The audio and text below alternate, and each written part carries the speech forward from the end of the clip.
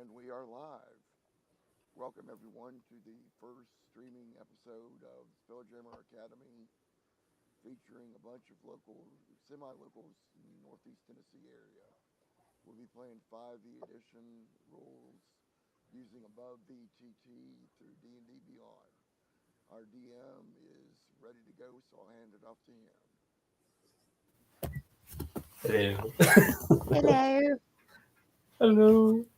So, does anybody want to do a recap? No. We did a lot we did a lot of shit. Okay. I stole a potion off a dog.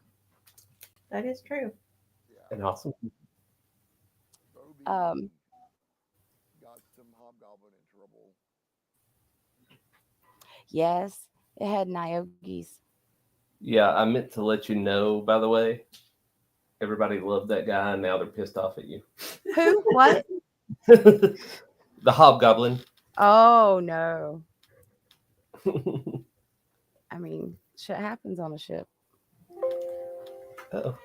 I had my phone. Sorry, battery issue.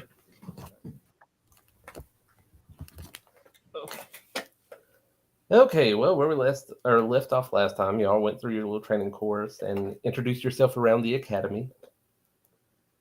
And ended up delivering a crate to Mert that was loaded down with the little hatchlings, and you had an epic fight and destroyed them all. Yes, we did. That was fun. So, Where are we now? You were in a random tavern, and I threw you on for a second. Oh, okay. It's like, is this the ship's tavern? This is really cool.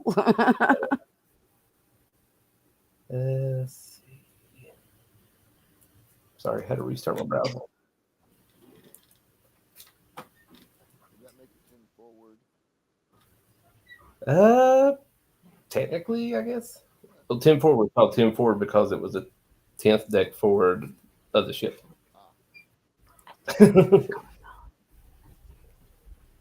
I think that's right. Okay, well, I'm going to go ahead and throw you on this map because this is where we're going to be starting.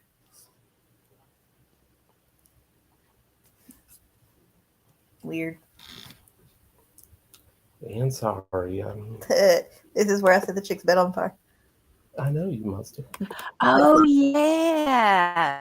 Yeah. Quarters. That was amazing.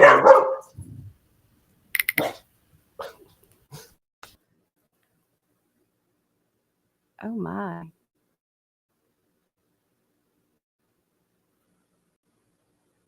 Things got quiet.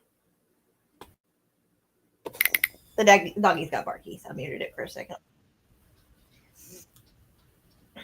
All right, well, picking up, I think this is supposed to be 2 weeks, I believe, after the issue with the hatchlings and everything. Everything just went on as normal. You went through your regular training. Uh-huh. And because I keep getting tongue-tied on the blocks here, I was trying something different for some of the read-to-player sections here. Yeah. So I actually got an AI thing with a voice, and Today I got is the one voice. The official start of your academy training. Yeah, there we go. Fresh from orientation, you and your crewmates are to report to Sertha Bizen, the Spelljammer training officer. Before you head out, though, your first stop is the academy's refectory for a hearty breakfast. So, how was that? It was a little echoey, but it's kind of cool because it's like you're on a freaking cruise ship and the captain comes over the intercom. Yep. Everyone, please come to the front of the ship for such and such activities. Well, I accidentally left my mic on whenever I did that, so I turned it off now. I think. Yeah, so Is your that's mic cool. What are we doing though? Because I didn't hear a damn word. Yeah, let me restart that. Today is the day. It's the official start of your academy training. Fresh from orientation, you and your crewmates are to report to Sertha Bizin, the Spelljammer training officer. Before you head out though, your first stop is the academy refectory for a hearty breakfast.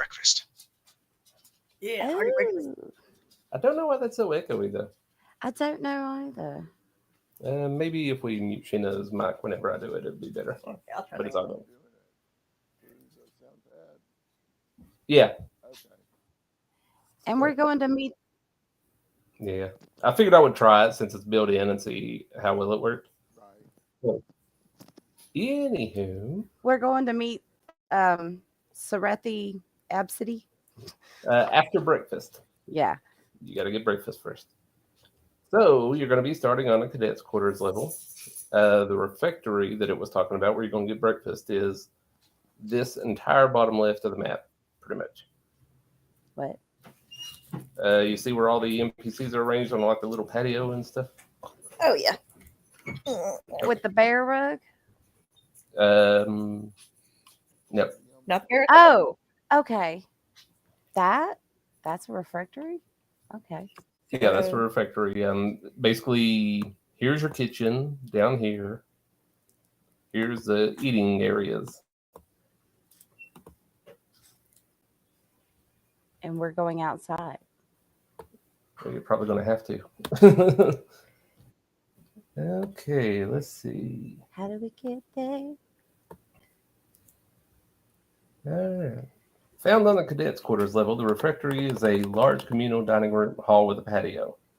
The room is well lit by a dozen blue glowing orbs attached by bronze-colored rods to the ceiling. Why is that so echoey?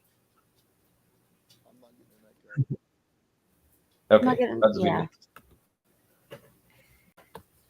An L-shaped counter to the northwest is covered with small tools, contraptions, and alchemical tubes and containers. Behind the counter, a door bears a sign that reads staff only. Let's see. So, as you enter this place, and you don't have tokens yet, do you? I don't. Moby's on there. How did you get there? Don't you all have some? Yeah, you're all sitting around the little cadets' quarters still. Yeah. I'm outside now. Okay. Yeah, there's Deke on the table now. I think that's everybody.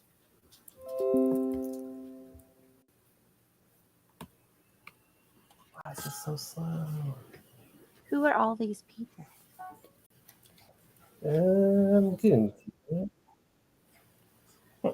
Apparently. Well, not yet. You're actually in the place. You basically, we're going to introduce you as walking into the room. You see the dining room completely packed with other cadets, for the most part, sitting in groups, taking up most of the tables, already eating. And among them, you hear them gossiping about training exercises and also random bits and pieces about Mert's attack and the recent thefts. What got stolen again? A bunch of different stuff. It was a.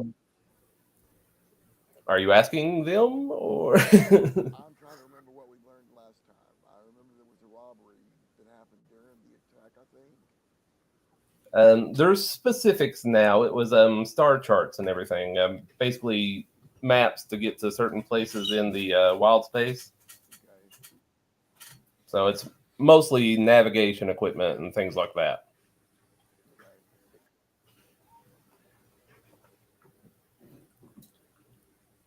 Okay, so on the other side of the room, you see at the kitchen a large GIF named Petty Officer Winston Ryback. A large what? GIF. GIF being the hippo people. Oh. Okay. Where is this? I think he's a little further back in the room, actually. Who's on the table?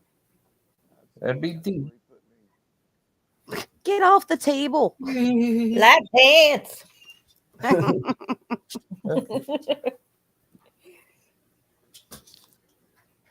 Oh, here he is. That's where I put him. Petty Officer Ryback. I'll put him right there. How you doing? What's up? Okay. So anyhow, Petty Officer Ryback. What was that? Bottom corner of that room. Yeah. He's a square token. He blends in. Petty Officer Winston, Winston, Ryback, and that's RYE back.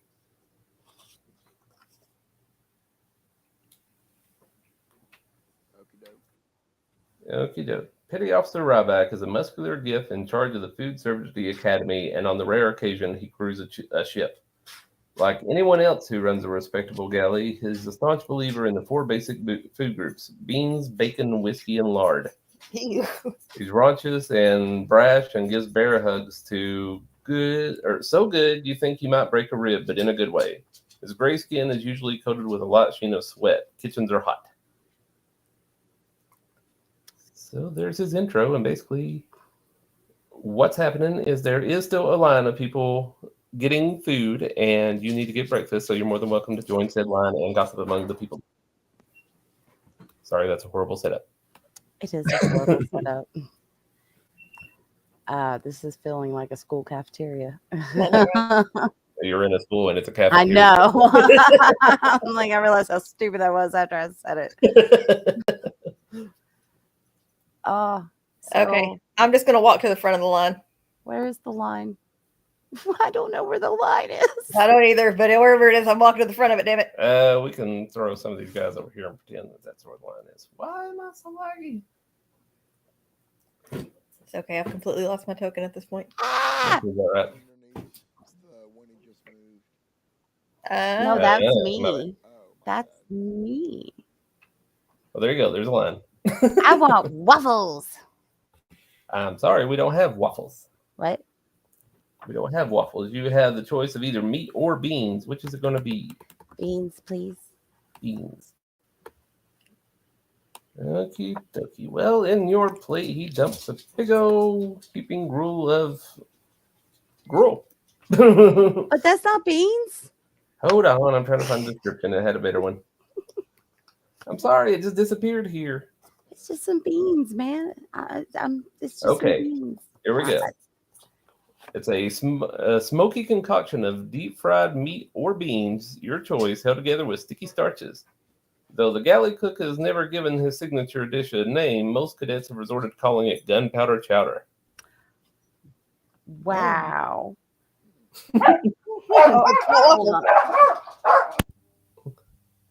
So, would you like your vegetarian gunpowder chowder? I think Jeff just got home.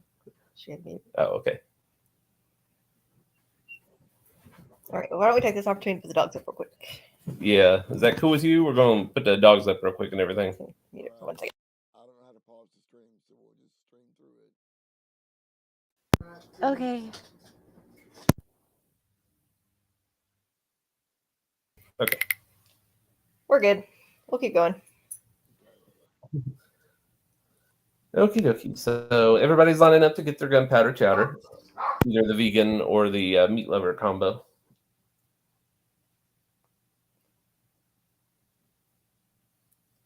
And you're in line with other cadets. I don't think it's vegan. I'm just saying. It's probably not vegan. It's maybe vegetarian, but probably not. But it's not vegetarian either. The illusion of definitely choice. Not vegan. The illusion of choice. It's just one has more meat, one has more beans. Okie dokie. So everybody's getting their gunpowder chowder. Again, you're in line. You can talk to these other cadets. The situation right now is basically every single chair is taken inside this lobby. There is only the patio sitting. So what would you like to do at this point? Wait a minute. What are these things? Shelves?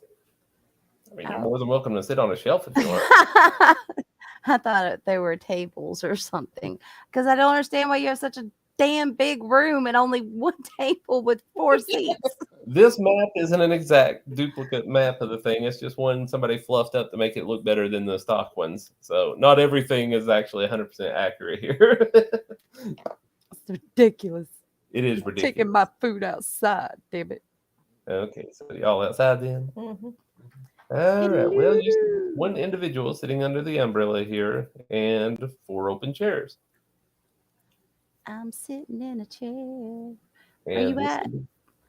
Where's Phoebe? I'm trying to move along in the middle of you're in the middle of the chair. Sorry. Oh, I can so, scoot over. minute. There you go. Yay. Okie dokie. So, by the time you picked up your meals, the only table with enough space for all of you is occupied by a cadet named Maken Haverstance. So that's this fella, and I will send you his picture.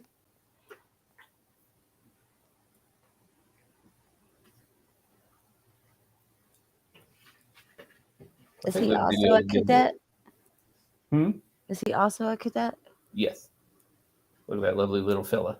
He looks very scared. He should be. What's his name again? Miken, Miken, Miken. Okay. Micken Havenstance. Haverstance. Haver. Haver stance. Have her dance. Okay, and for his intro, Micken constantly worries about whether he has the right skills to graduate from the academy. When his nose isn't buried in a technical manual, he's scribbling mathematical and arcane equations in a battered pocket notebook he always keeps on him.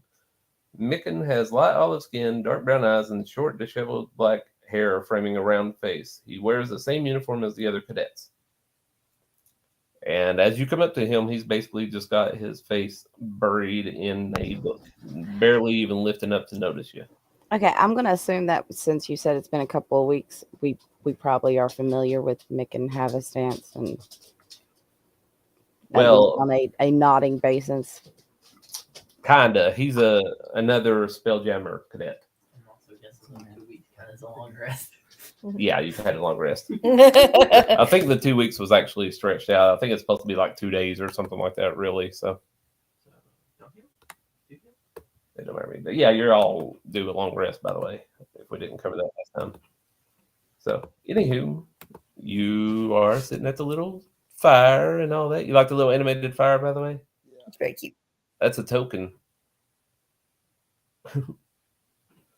But anyhow, he's just got his head buried in his book, barely paying attention to you, minding his own business. That's cute. Hold on. So, what would you like to do at this point? I guess eat my grub. I mean, like literally, I just got my real beans, so I'm eating a bean burrito. What's up, Micken? He just kind of looks up and just grumbles and goes back to his book, looking really anxious. You need some space weed? No, I need to focus. I'm worried that I'm going to fail. Oh, you want some Spatterall? Yep.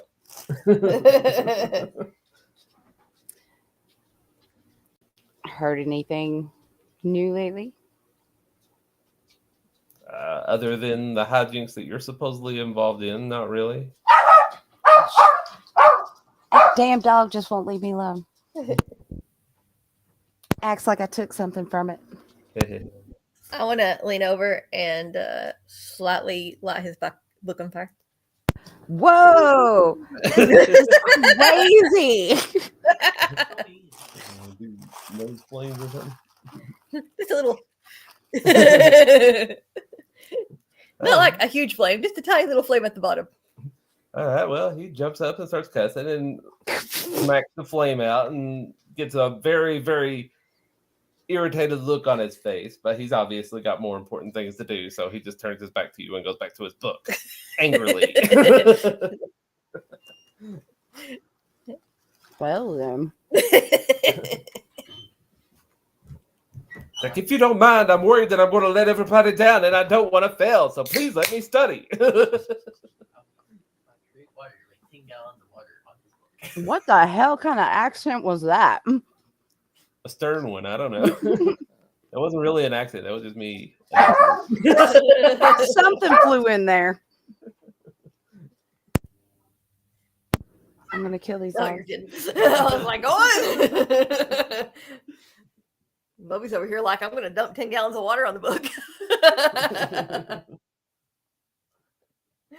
You're helping. You're more than welcome to talk to them. Just saying that's not their way to go about it.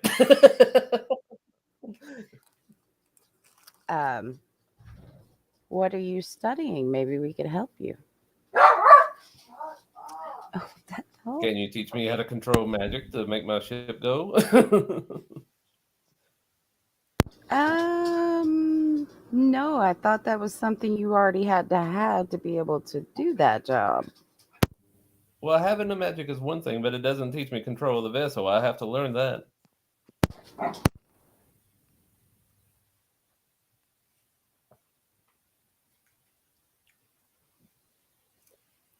I've been here for a long time, and it's looking like I'm not going to go any further, and I'm really, really concerned. Well, then obviously you should give up. Oh, shut the fuck up. Bobby here is also in the Spelljammer. What do you call it? Class. There we go. Bobby, would you like to help Mike out? Take some of that sad off his face? I don't know how to drive the ship. I'm so bad at it. But you could be study buddies. Do you want to study, buddy? No. Bobby says no.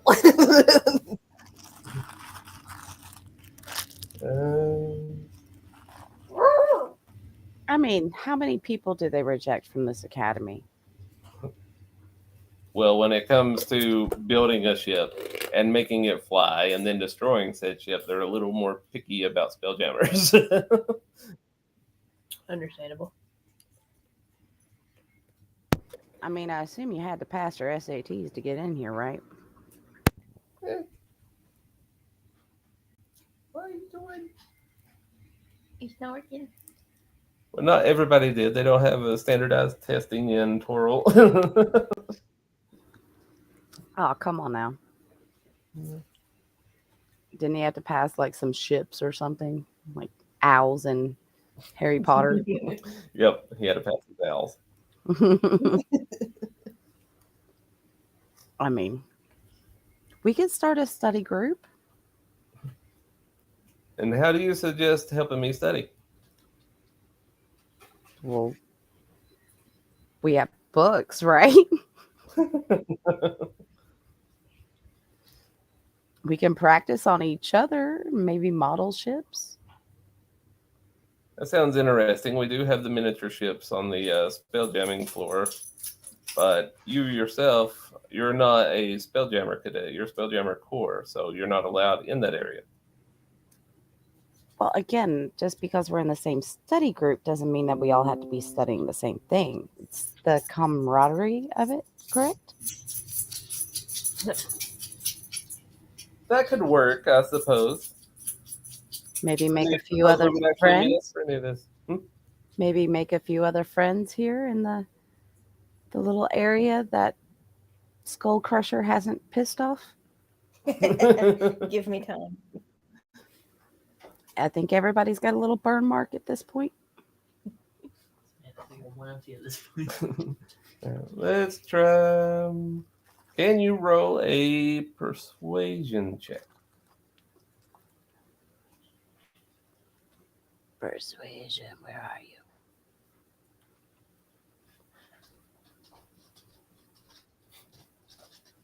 Well, I'm not very persuasive today.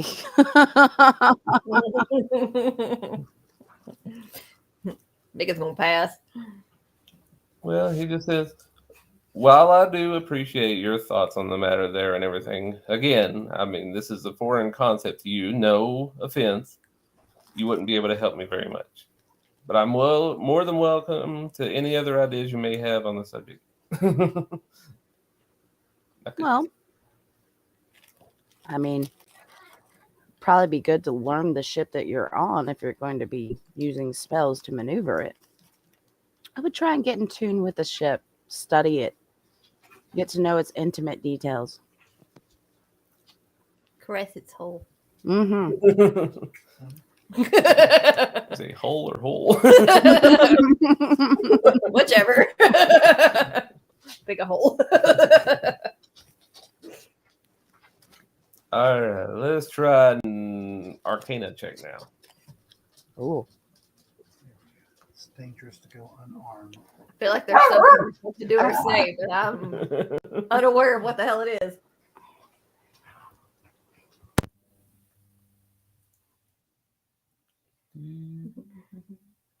Bobby, I think you may have supposed to have. Don't want to. He seems like he's really interested for a second, but then he's like, I just don't know. I mean, it seems like a good idea that I could get on the ships and everything, but I mean, it's just a piece of wood. What's that going to teach me? You think a ship is just a piece of wood? He's just a spelljammer. He doesn't know. He's not intimate with this. I mean, dear Lord, son. Really, this ship is way more than a piece of wood. It's also the people who make up the ship. You know, and it's the space that we're traveling through. Every piece of this ship has seen something unique unto itself. Something special that only it knows. It leaves its own little marks and traces that you can put your fingertips upon and just feel and kind of get the pulse and the heartbeat of the ship. I mean, it's really quite amazing. You should try it sometime. He just seems really lost in thought for a moment, and I'm going to allow you another persuasion check.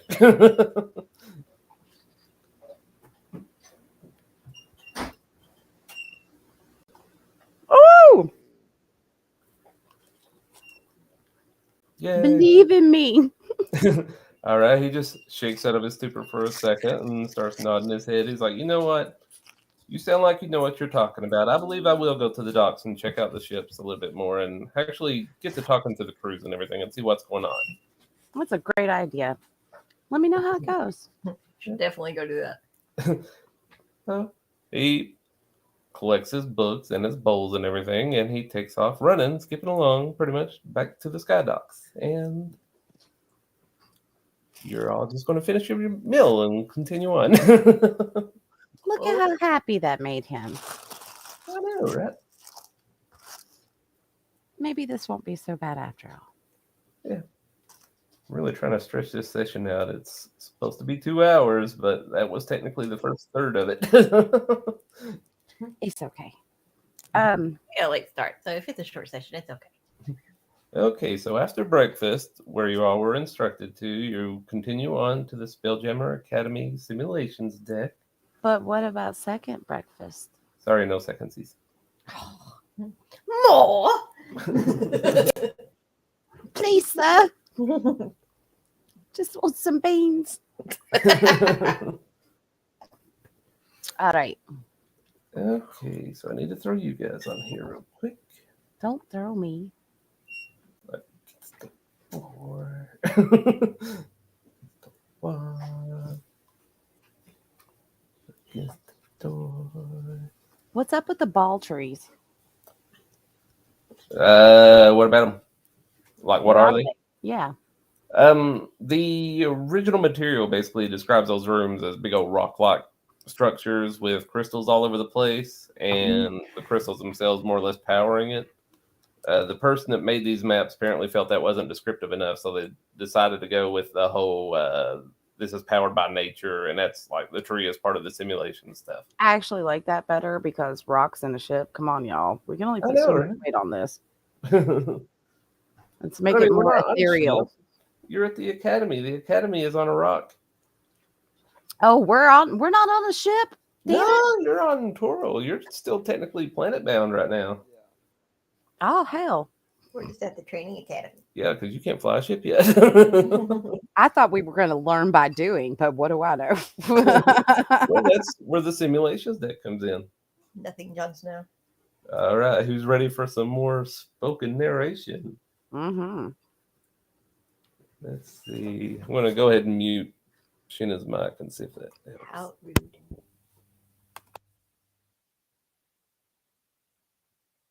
You arrive at the simulations deck at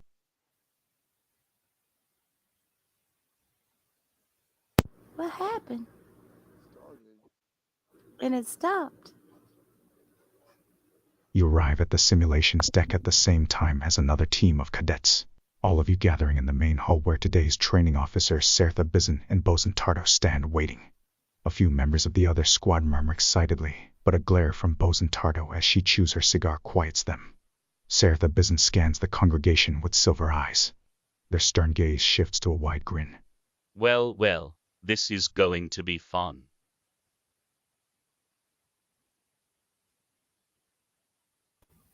That one come off a little better? Yeah, there was no echo at all. Okay. So it's something weird. Sheena's speakers are picking up her mic. So or her mic's picking up her speakers, right? Right. Okie dokie. Picking up the speakers. All right. Yeah, as you're aware, you're up there with the two of them. Okay, when you arrive, Seraph explains that each team of cadets, you have to assign roles to each other.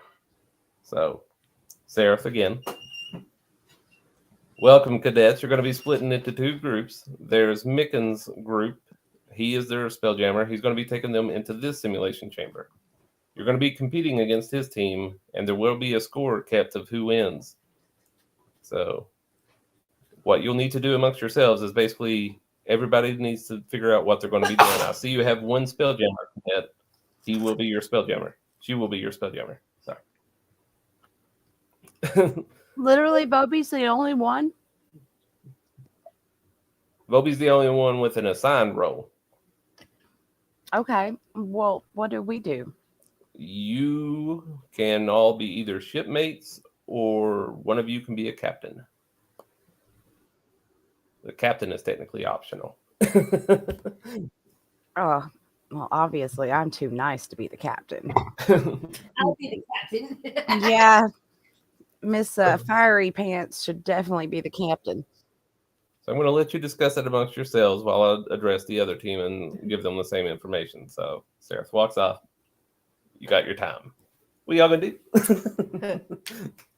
Well, I just found all the sour cream in my burrito, so it's apparently at the very bottom. I thought there was no second breakfast. Hey, nobody said I couldn't keep things in my pocket. I got a food baby to feed. So who wants to be captain? You do? No, Skull Crusher. She's a bitch, man. Let her be captain. You even got the name for it. All right, I do it. I'm captain. What are the other roles? Shipmates. You're pretty much in charge of rigging the ship, handling the weapons, all those things. So I'll do the rigging. I love climbing around. And Moby's the Spelljammer. actual steerer of my ship. The Jama Mama. Bama Jama. Take care of the large weaponry. We should Sounds- totally steal a ship. Moby, you know how to drive yet? Clearly. Okay. Maybe this wasn't the best idea, but we'll see how it works for this simulation. Might have to add some people to our team, but that's okay. Well, this It'll be is fine. training exercises. Everything else, well, we're going to assume that you have enough other shipmates to handle the weapons properly and stuff like that. But you yourselves are the only ones being tested, so it's basically you're the only sentient ones there. Cool. Well, may the best team win. Okie dokie. So we got Deke as captain, is that right? No, Oh, you're your captain. wife is captain. Yeah, you're the The captain hell? now. Sorry. So you're in charge of everything, giving orders and all that noise. They're in charge of executing your orders. I am really starting to re-question my ideas here. And you're more than welcome to mutiny. It might come down to that, but again, this is one simulation. We're going to give her a chance. She could be a great captain. You never know. Yep. We got to give her a shot. All right, so everybody's decided on the roles then. We're good. Well, I know. I'm the only one for it. You joined the Spelljammer. By the way, Ian, what is your nature? Why? I'm just curious what kind of evil little fire goblin we're dealing with here. Is it a lawfully evil goblin or No. evilly chaotic then, I'm assuming? I don't know. You're scaring me. I'm a metallic dragon. Well, I'm a metallic dragon. I'm just trying to remember what I actually put down for Gold my... dragon. Yeah, I'm a gold dragon. A gold dragon. Yeah. So technically, she's lawful good. So I'm chaotic neutral. That sounds about right. Yeah. Chaotic neutral, dear. Good. Yeah. Stop setting things on fire, bitch. That's not neutral. But I really like to burn things. Burn your own things then, not other people. I did. Don't fuck this up. Be a good captain. Playing to her alignment. There's nothing wrong with that. Let's see. So everybody's good now, right? Uh-huh. All right. We got another narration thing. So one second. This is your captain speaking. Yep. After a long pull on her cigar, boats. Oh shit! There needs to be dings and shit. Like, ding ding. This is your captain speaking. Hello. I think the android broke down. Can you hear that at all? No. Weird. It started up again, but then quit right after like a second. Yeah. We got like 2 words in.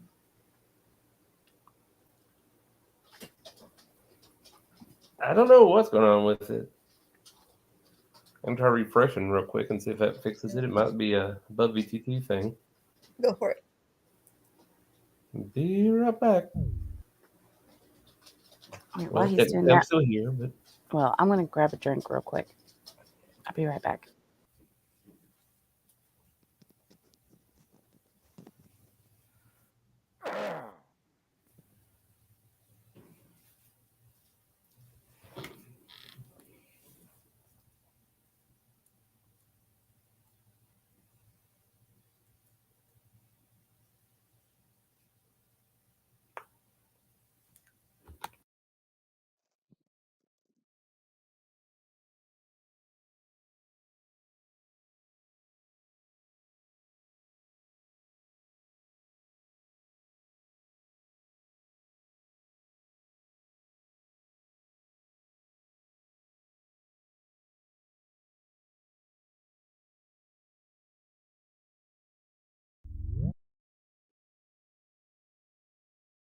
After a long pull. It started again.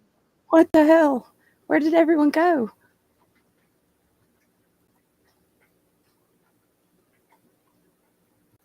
After a long pull on her cigar, Boatswain Tardo surveys the assembled crews. Each crew is to navigate their ship through a debris field on the outskirts of Kolyor, a sodding big gas giant. There, you're to salvage the captain's logbook from the wreckage of an abandoned ship, then return to your starting point with your own ship intact. Tardo levels a steely eye and says with a glare. Intact, not first. Get the mission done properly, not quick. So we're to salvage the captain's log? yes. Sounds like it. Basically, you're going to be navigating your own ship through wild space or a simulated wild space collecting a logbook and returning back while racing the other cadets. From another ship. Yes. Are we going to be able to see each other? Yes, technically. So Are we allowed to fire at each other? You could, but that's frowned upon. Okay, just asking. I'm It's just a friendly competition. All right, that's what I want to make sure. Now, these right here, these guys don't have faces for no particular reason. It's just I threw them in an encounter to load them quick. So, Bobby fell for nos tanks. where the heck did they go? There's my encounters. Boop.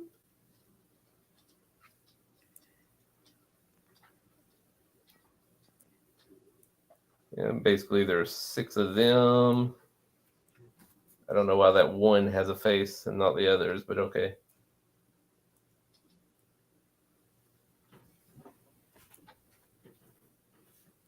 I think I loaded it twice. I did.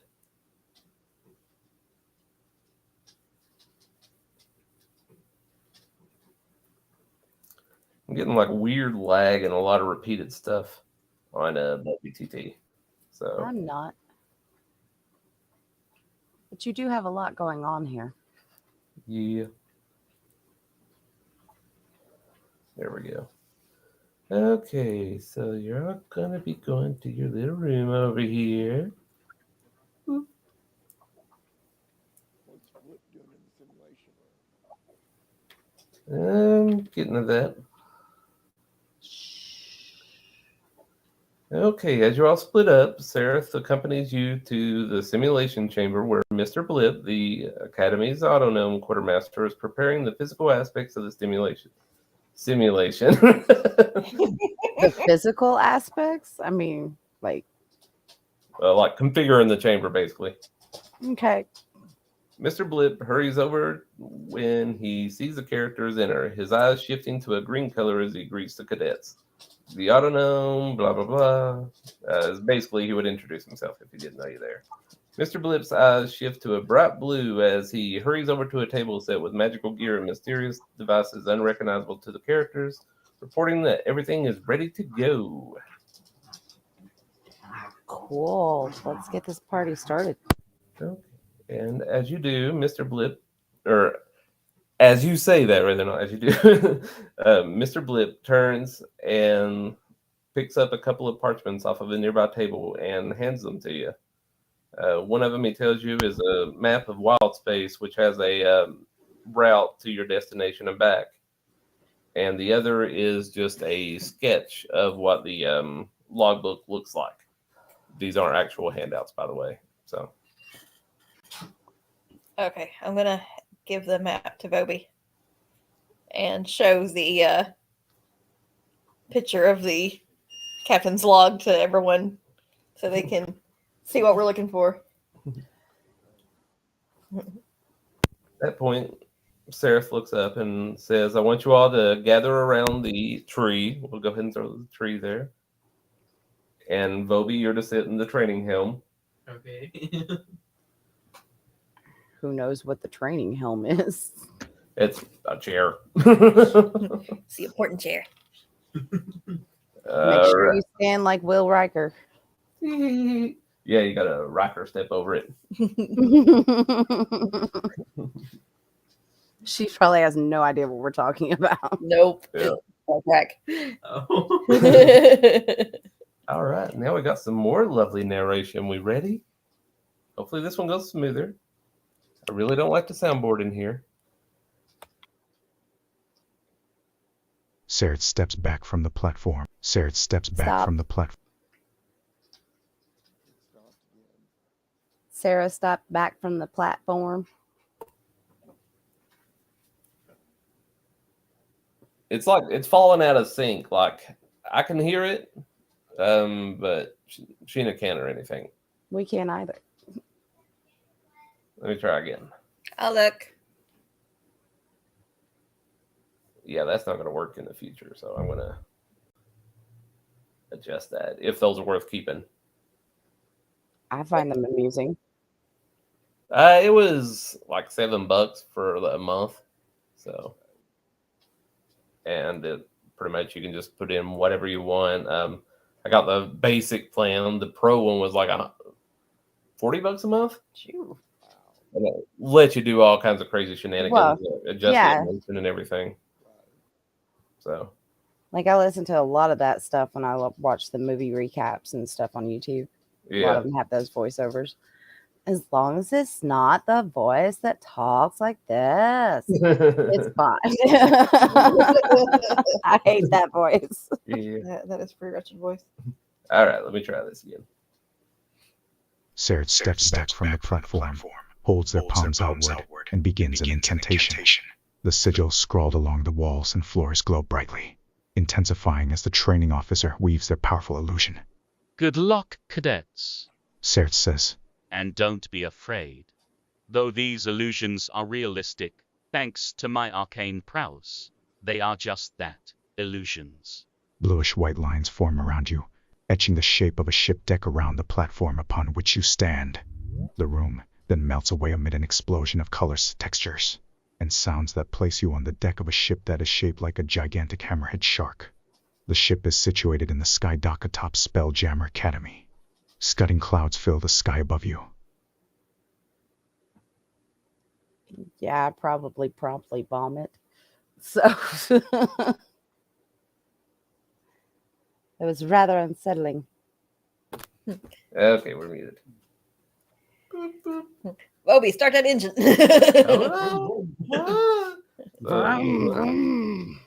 Be a new map now.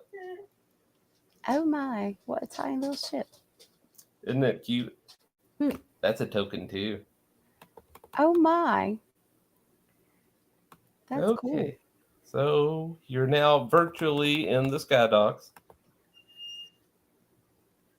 Let's see. And I'm going to run over the rules for the simulation real quick, just in case it comes up. Everything is entirely real to you, as near as you can tell. No magic or anything can detect that you're in an illusion. You won't die here, but you can take a heck of a beating. Once you're out of it, everything is restored. So I'm king of the world. Yep. So feel free to push combat. I mean, worst case, you're not going to die. So I'm not really a combat person, but I'll keep that in mind. all right, now, Bobby. We need to see if you can start this engine. Okay. Well, as you sit in the helm, you need to roll a. What's your spellcasting ability? Charisma? Yeah, charisma. Then you need to roll a 13 charisma check. Is that a save? Just roll a 20 and then add whatever your charisma bonus is to it. D20 plus whatever your charisma costs. I got 17. 17. Assuming it started. You'll see, won't you? All right, as Vobi sits at the helm, all kinds of arcane magic just starts pouring out of the helm and everything, pouring all over the ship. What looks like water and everything starts forming around the hull itself, just little spectral waves that just spread out further and further. And then gigantic spectral tentacles pop out of it and wrap around the ship before absorbing everything into it, and the ship just hums to life. Cool. Good job, Bobby. So, yeah, you started it. That was terrifying. I thought we were going to die before we even got out. So. No, that's flavored for, that whole, the deep thing that she is. Yeah. So. I was like, oh no. Yep. So up and away, the island of Emerald disappears quickly beneath your ship, which passes through clouds until the spectacular void of wild space comes into view. Now we got some more maps. Yes. There's a fun them. Now we got some animated maps. If these don't work, let me know. Or Ezekiel.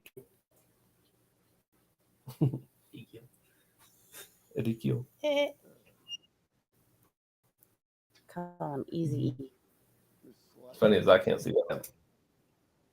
Yeah, it's not much. This movement's catching it. Everything's working like it's supposed to. Sweet. Oh my goodness. How tiny we are. We're in the void of space. Yeah, you're just above the ship. All right. So you hop through that part pretty quick. So I'm just chin up here. Oh, map could not be loaded. Oh, did it pop that up? Yes. All right. Alert. Yep, there goes for both. Yep. All right. We'll go to the non-animated ones, which for whatever reason I can't see. There you are. Where am I? It's because it blocks it like a pop up. Yeah. I'm gonna refresh. I switched maps to a static one, so it's not animated anymore. But you got the idea of what it looks like and everything. You can switch it so it pop ups. What was that? She's refreshing. Oh, yeah. All that. You can make it so it enables pop ups from DMDP on. And that's what fixes that? Well, it was after you changed the map, but it was a thing that got popped up whenever that map. I thought mine are enabled, but I'll look for it next time it pops up. Mine's enabled. Oh, man, I had epic music to play for that takeoff, too, and I forgot it.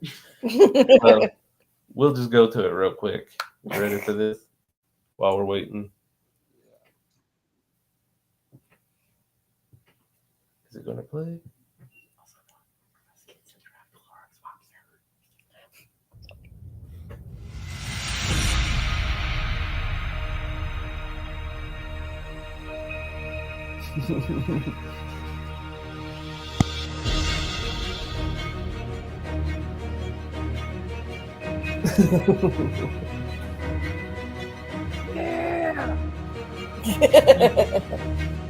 Epic flight music there.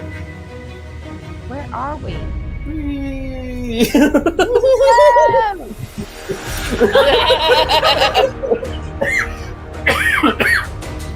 You're welcome for that. That was great. Okay, well, now that you're hovering above the planet, you're still going at roughly your normal flying speed, so it took a hot minute. Now, while this is your first challenge, you're going to have to actually plot a course, okay? So, the series of roads for everybody. Okay, go Yeah. to turn this button. Can you all not turn it down? No.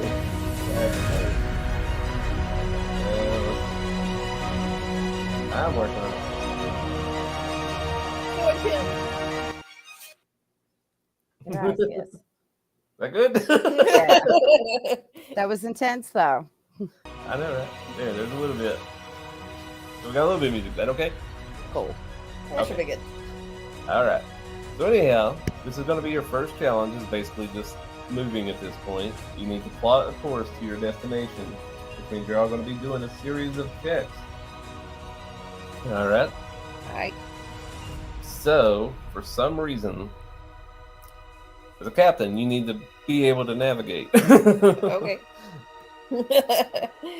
What did I roll? I guess you're just we're gonna assume that you're just energetically talking everybody through their orders and everything. So you need to roll either wisdom, survival, or persuasion.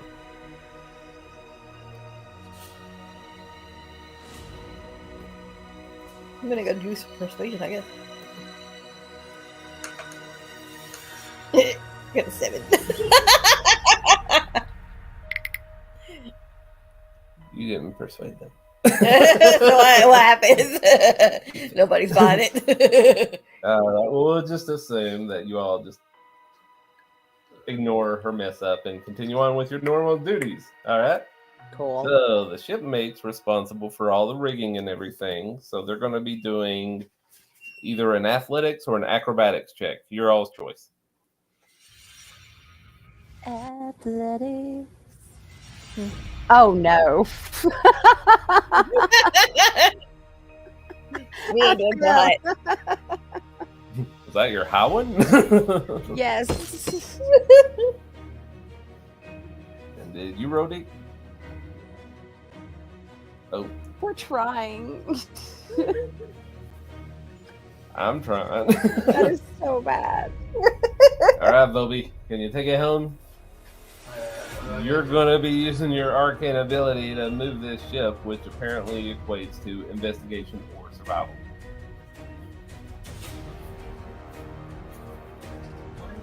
Investigation. One and survival. Dealer's choice. You also have that guidance cantrip. Just a Action. yeah. You're out of combat, so you just do it. There's nothing actually to cast. Just assume if you're casting it that you add a d4 to whatever you roll. So roll whatever you do, and then roll an additional 4-sided dice. Both my toes.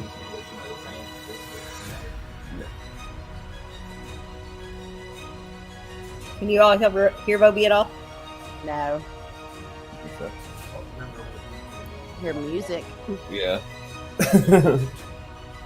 Alright, I'm going to finish with the dice.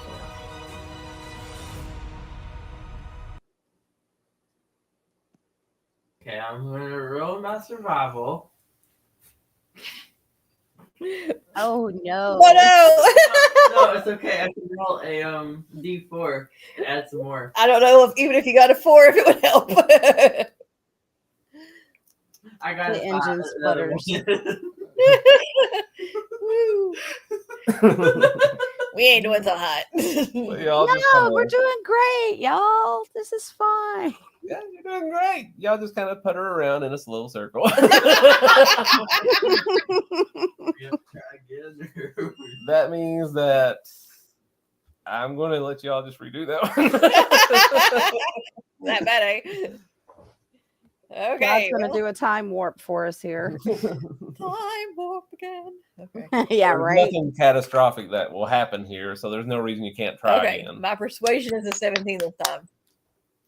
Get it, All right. girl. Do that Waffle House yell. Well, and persuade everybody. Cheer them on. Do this, you lame livers. Or you lazy sacks of shit. Do your jobs. Aye, aye, Captain. Means the shipmates were athletics or acrobatics. I'm so scared. Snap to it. Hut, hut. Woo! Your encouragement works. Got a nat 20 on mine. Faster, you scurvy dogs, or I'll light your asses on fire. Now, don't get cocky. Yeah, survival. You can do it, Bobby. Totally mess it up. Okay, investigation. Oh, okay. I also casted my guidance, so I'll use my D4. Okay, I got a 19. Woo! Okay. So this time around, through Ein's wonderful encouragement, everybody gets their poop together, and the ship takes off on course to the next challenge. Whee! Oh no. Let's see, where is the next challenge? Yeah, I'm going to switch to the animated version of this. There's no point to it, I don't think. Nah. Just to give you all a better idea of what it looked like, but yeah, there's really no point. Into my secret lair, I'm so close to mountain. And this one, even though it doesn't really match, I just picked this map because it was the closest thing to it. So, challenge number 2. Let's do this. Challenge accepted. All right, as your ship accelerates to spelljamming speed, and for the uninitiated, spelljamming speed is like your warp speed, basically, where you go, it's 1,000,000 miles in 24 hours, I think. Whenever you get near large bodies like planets or other ships or anything like that, you automatically slow down to your normal flight speed, which is like 120 feet, I think, for this ship.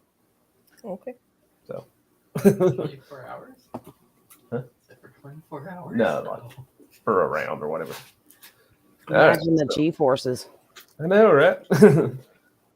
Okay, so as your ship accelerates to spelljamming speed, racing through wild space towards your destination, after a minute or so in this simulated state, your ship returns to normal flying speed. A school of giant space eels swims past the ship, and each eel discharges a bolt of lightning as it zips by. Excuse The me, ship what? is caught in the eel's electrical storm, which starts one or more fires on the deck. What the fuck? What is this? Space eels. Oh my god. Everybody's gonna be good. Fire! Pretty. Yep. I was wanting to show you all the animated map. I'm going to switch to it really, really quick because it's worth it in this one, I think. I I'm think like clapping my hands at the fire. Yay! I think Sean directs movies in another life. It's very pretty. It matches the your shower going tonight. Yep. Okay, so back to the other map. So anyhow, I need to. Yeah. All right, so you're going to need to tell everybody what to do as far as the state of the ship there, dearie. It's on fire. Oh, no. Pretty, pretty flames. So sorry you have to go. We didn't start the fire. All right, guys, about the fires. Okay. Survival or persuasion? Let's go with survival this time. 14. Yeah, I guess it makes sense. Okay, so I tells you all what you need to do. Put out the fires. So let's get on it. Is it I? What do we have to do our athletics or acrobatics to do this? Sorry, if I don't tell you, it's always going to be those same Okay. checks for the most part, except for you. I got a 16, sir. Did she put out the fire? Okay, you all successfully go around the ship, just putting around the fires and everything. And you, my lady? What am I doing? You got to do Arcana or Survival. Sorry. Oh, okay. I didn't know you didn't tell me. Sorry. God, all these ones are so low. Let's do Arcana. Ooh, natural 20. Sweet. Okay, Barks out her orders for everybody to put out the fires and return to normal duties. So everybody jumps into motion and it quickly extinguishes the fires, and Bobby starts the ship off to spelljamming speed. No problems.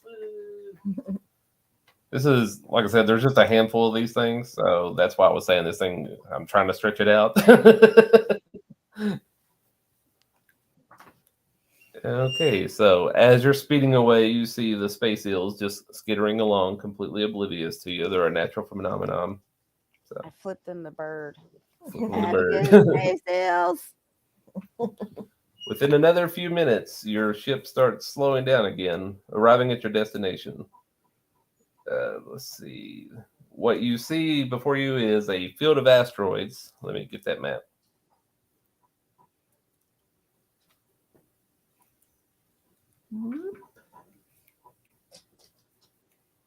Crap.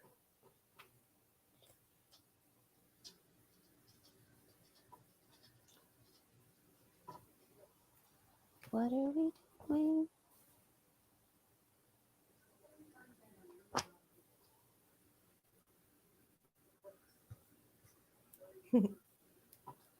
Oh, my husband's doing dishes. Sexy. I know, right? All right.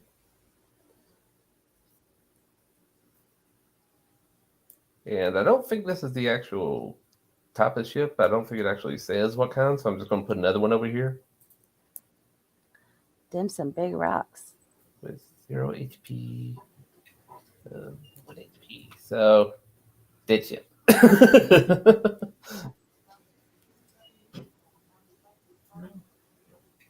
Okay, so as you come up to the asteroid field, you again slow down to normal flight speeds. In the center of the field, you can see the remains of the abandoned ship, and it's pretty much completely demolished from the asteroids themselves. At this point, you're going to have to carefully navigate a route through the asteroid field to said ship. And that, again, falls to you all making a series of rolls. Okay.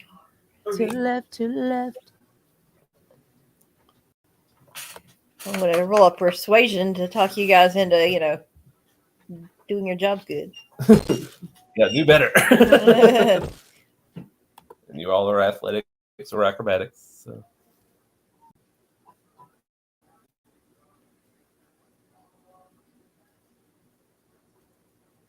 What movie? Bobby, you are Arcana or Perception. Ooh, perception.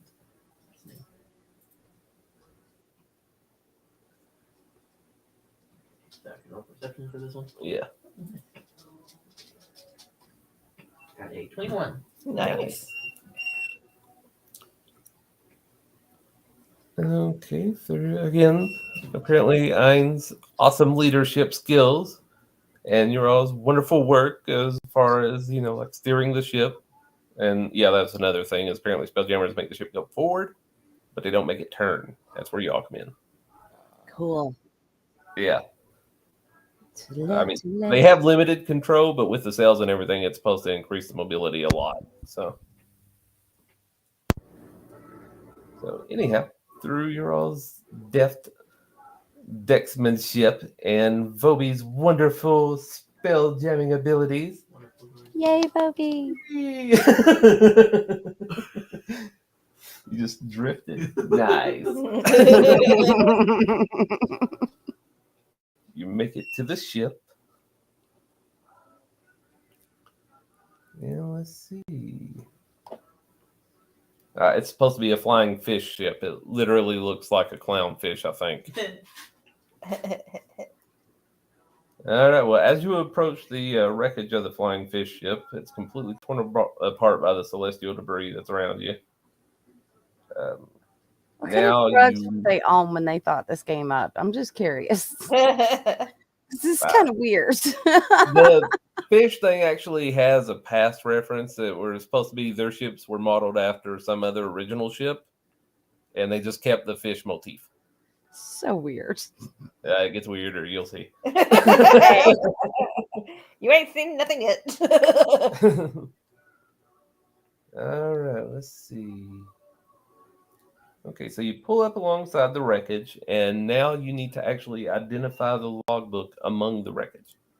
Okay, so like when you come into a ship like this and you've got them like that close, what happens to the gravitational fields? It combine? actually, whichever is the bigger ship Okay. becomes the daddy. So, Okay. if it's a ship that's like debris like this is technically, I don't think it technically has a gravity plane anymore. So Okay. anything that reaches like 0 hit points or something like that. So everything's just floating around the ship? Yeah, pretty much. It's just debris. Okay, so now what do we do? Well, what are you here for? Go find that journal. Logbook, but yeah. The thing on the thing. Investigation? That would actually be perception. Do we all roll perception? Perception if you want. Everybody just run up to the side of the ship. Break out the old spyglass, whatever you want to do. I ain't perceiving shit. I got a 21. I got a 8. My dice landed on its side. Like there's no face that's facing up. Nice. It's from a 5. Hey, there we go. There it is. All right. Well, Ein and Voby are sitting there squinting, not able to discern anything. Dahlia and Ezekiel can spot out amongst the wreckage of the captain's cabin a logbook just floating around, bobbing in the, well, I guess it does have a gravity plane. A small one. A small one. It's apparently just what's left of the cabin. It's in that gravity plane just bobbing around. So what? You want to tie a rope to my waist and fling me over there, or how are we going to do this? Go- Swim real good. I've got Okay. one. All right, Ezekiel, tie the rope to Voby. Voby's swimming out there. All right. Why would Voby go out there? Voby's got to run the ship. If something happens to me, Voby can get you back. We can't get back without Voby. I can swim 40 feet. Voby's our best swimmer at 40 feet. Ah,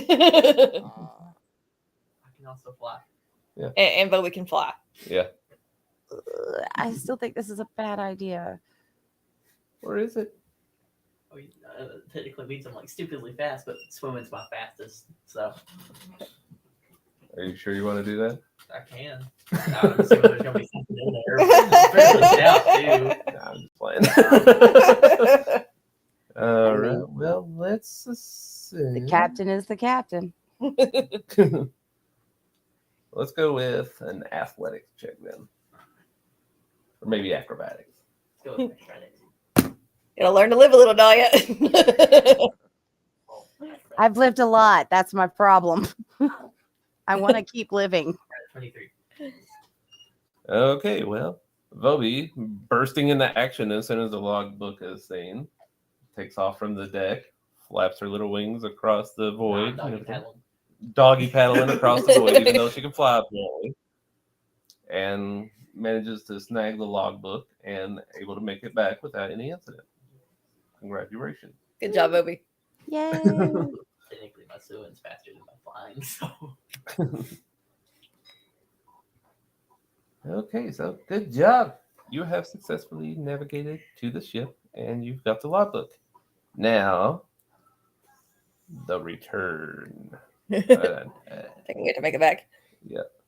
Why would I do this?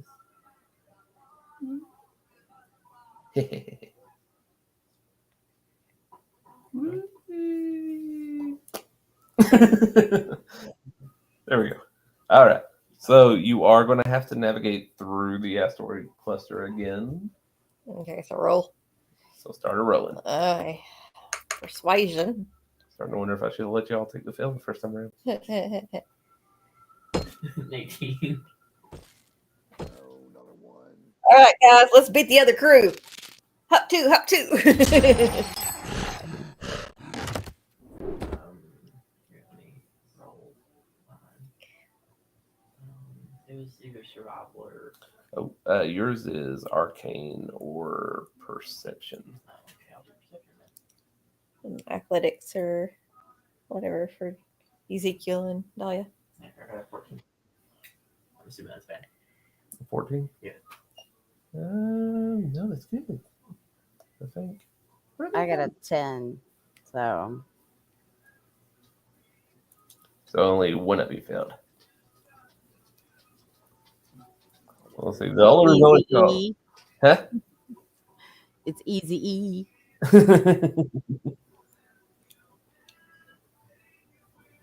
No, two of you failed, didn't you? Yep. A. All right, it's just enough through Ein's persuasion, even though y'all are starting to flag around a little bit from the exhaustion of the journey, I'm assuming. Voby is also able to do her part and give the ship enough boost to clear the asteroid cluster, though it does come kind of close on some corners there. You're kind of you're just going listlessly to the left. Skirting along some rocks. So you have cleared Just the a little drunk. That's all. All right. Okay, and as your ship steers clear of the asteroids, another ship appears. Its sleek frame, and here's where it gets fun, is painted in a wild shape of pink and is designed to resemble an immense squid. Starlight reflects off the ship's hull, illuminating two turret-mounted ballistas rotating slowly to face your ship. Are you fucking kidding me? There you go, buddy. Okay. All right. Voby needs a break. Potty break. All right, me too. You want to do a smoke break or not? It's up to y'all. It's fine with me. I mean, this might... Good Lord, that thing's tiny. We got our big dog to smoke. Yeah. All right, I'll be right back. I wish you were here, Dahlia. We could smoke. I know, but I've still got plenty left. Man, from where I got the flu shot this weekend, I was out of it. Oh. Well, at least you have plenty of medication.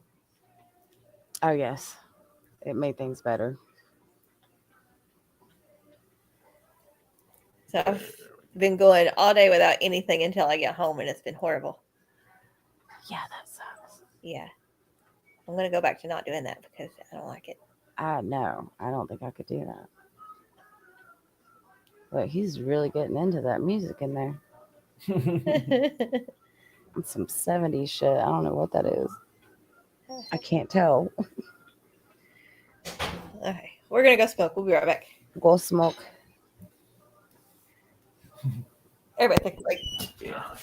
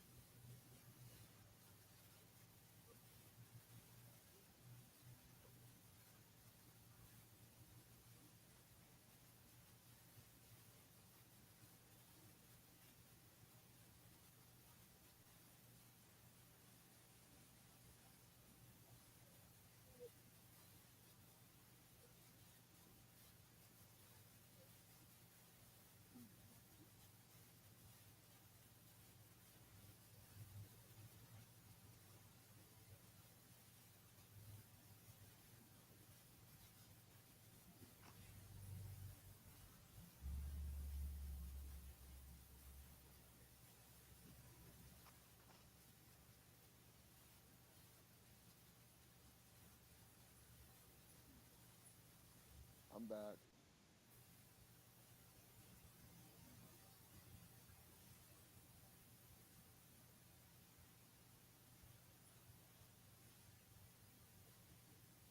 I see you.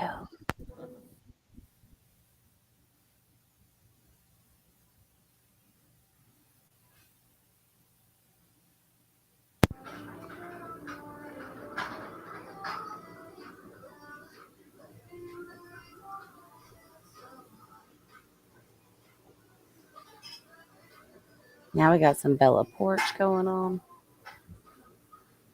Be careful what you Fernal. play. It might be Well, copyright infringement. I ain't playing nothing. Jeff be in his kitchen doing what he doing. Okay. If you can't hear it, then you can't hear it. Right. I'm not playing anything. No, I know how that game works. Right.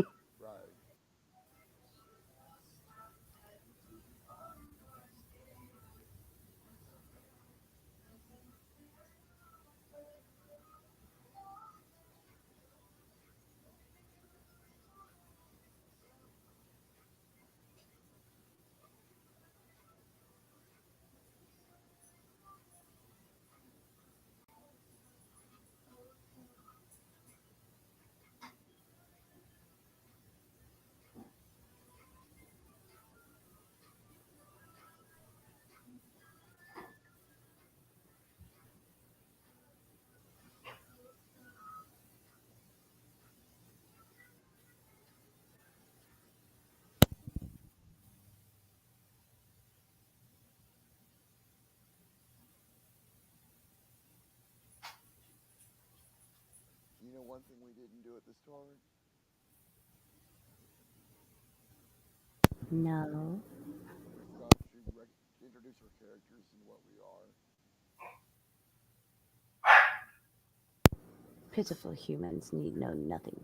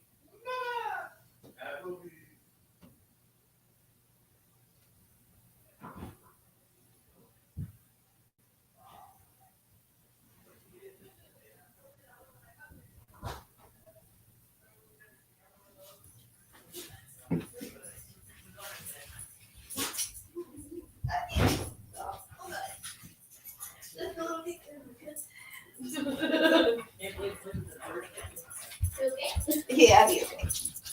So we got a little bit longer left on the end, and then we'll be done. Okay, baby? Yeah, then we can go back to play Minecraft. Boo! No, you can play with this now. No, I don't have to. Keep back. Dahlia, are you there? Maybe. Maybe. Sorry, we're smoking a big dog and it took forever. You're on camera. I don't give a shit. No, I mean, Yeah. my camera was on. Oh, God. Sorry. I'm not allowed to play this. Your camera's not on. No, we can't see you. Everybody back? Never left. Okay. So, I'll just reread that last part.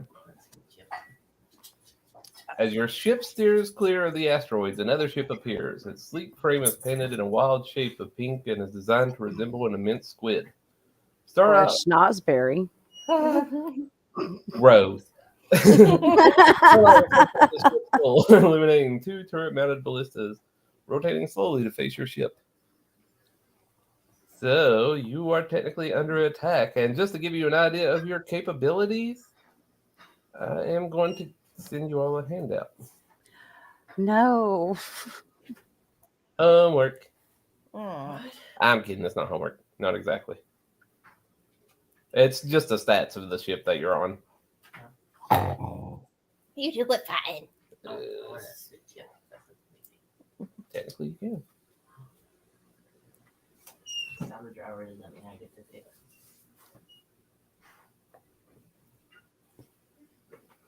Damage threshold. So the bigger thing you're concerned about is the 400 hit points right there and the weapons. Assuming you use those weapons.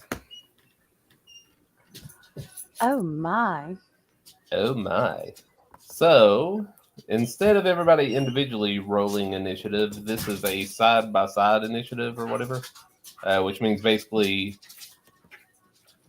one of you rolls for your team and then I roll for their team. Okay. So, sure. Don't matter to me. Roll, Captain. All right, what am I rolling? Initiative? Yeah. And you roll just a d20, by the way. Oh, so I don't actually roll initiative. Well, it's initiative, but it's a d20 with no modifiers. Okay. Hold on. It says 70 feet, but Oh, I'm so laggy. I got a 12. I can't roll. you want to roll for it? No.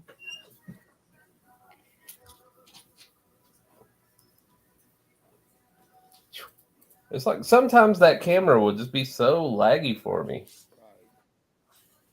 Wait, why do we have all different initiatives? I don't know it. Why not last? Like I literally cannot roll. I'm like hitting enter on the thing and it's just not going. It's fine. We don't need to see you. We can hear you. That's all that's important in a god. Okay, clank, clank, clank. I wrote a 20. It's finally rolling. So slowly.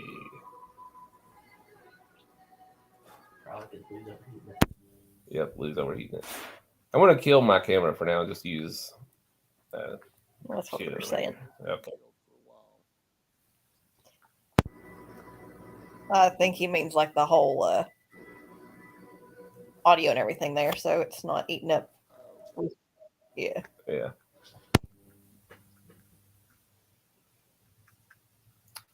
Well, I wrote a 12 too. So who goes first? I'll say you all have it. All right. So how does this work? Well, you are the captain. You give orders about what you want to happen here. You are currently in ship-to-ship combat, which means your weapons are the thingies on that handout I sent you, which is like a ballista and... So we don't need to use our individual abilities or anything. We're just using the ship. You can. Okay. I hate to tell you, but this is really tiny. I don't know how you expect me to read this. Huh? Click on it. I am. Zoom in. Okay. Okay, so we have a ballista that requires 3 people. Don't worry about the numbers for it. Okay, we don't have to worry about the numbers. Yeah. A blunt ram. The hell is that? Mangonels. I'm not sure what a mangonel is. What does it do? Isn't that the thingies that have like the chains in between them that take out the mast and stuff? I have no idea. Oh well. Okay, well, what are you guys comfortable handling? We have 3 different weapon types. So you can be on the ballista, the Mongols, or the blunt ram. Mangonel is a traditional catapult. Oh, okay. Ballista, I guess. Okay. Ezekiel's to the ballista. Does Bobby have to stay steering the ship, or can I assign her to a... Bobby can do technically anything. I can technically do the ram since I'm driving the camp. To an extent, yeah. Okay. Well, if you do the rams, me and Dahlia will do the... The trebuchets. Yeah, the trebuchets. Doing a ram will damage your ship too if you hit them. Okay, so... You take half the damage. That you Yeah, do. that's what I was thinking. It would cost ship damage. So Alright. We're putting you on standby on the ram then. How far apart are our ships? Because if they're close enough, I can technically use my Eldritch Blast or something. Ow! I'm not sure if it actually gives a distance. I'll tell you in just a second. Alright, well, like, since there's no initiative, how does it actually work? Like, do we just pick one weapon to fire and then everybody rolls, or what? It's pretty much. I'm going to allow y'all 2 actions around. We'll just figure it out. How's that? Okay, so we can do 2 actions. Yeah. Between all of you, I'd say that you can manage 2 actions. Okay. Where is this? Okay, I see the other ship now. Yeah. I'm trying to see if it actually gives a position of the ship. It was just alongside, but I'm not sure it gave a distance. I think it would probably be better if we're only getting 2 actions at a time. So maybe start off with the ballista with Okay. 2 of us on the ballista, because we could get that done with 1 round, hopefully. Yeah, I'm going to switch to a map just for this battle. That'll probably make this a little easier on y'all. And we can go ahead and assume that that's the distance if y'all really want it. Let me get the map. Lou. Stop it, Lou. You're gonna make me cry. Lou. Apparently he's feeling a little neglected. That better there? Yeah, that's cool. Let's see. Let me throw you guys on there real quick. Okay, Voby would technically, if Voby's at the helm, be under here behind where I actually placed her token. I'm assuming the captain would be somewhere around here, I guess. I don't know. It's a really weird layout. Oh, that's fine. Shipmate. Shipmate. All right, Dahlia, Ezekiel, to the ballistas. Where are the ballistas? Oh, yeah. Spoosh papa. Spoosh papa. Fire upon that squid. Pew pew. Where are the stats for that thing? Well, we got to roll. So you're firing ballistas? Yeah. Yes. It's like 6 to hit. Yeah. This is 3D10. Yeah. So a D20 plus 6.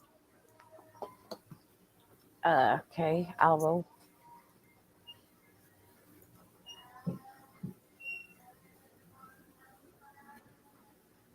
Ten. Okay, you fire the prepared bolt, and it just whisks right on by the squid ship. Yay. Ezekiel, ain't better. Yeah, you get to do it next time.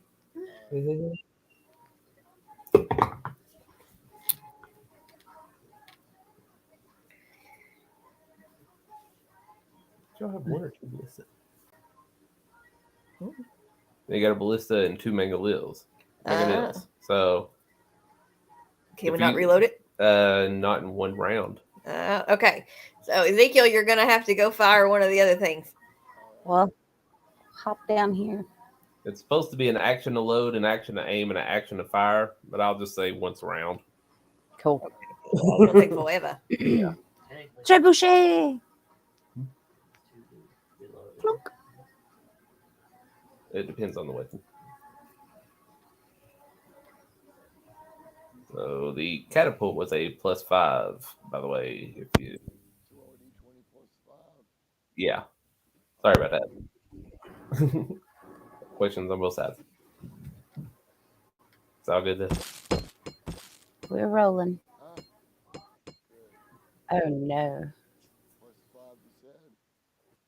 Oh, nice. Yay, 24. Nice. So that would be a 5d10 bludgeoning damage. So what happens?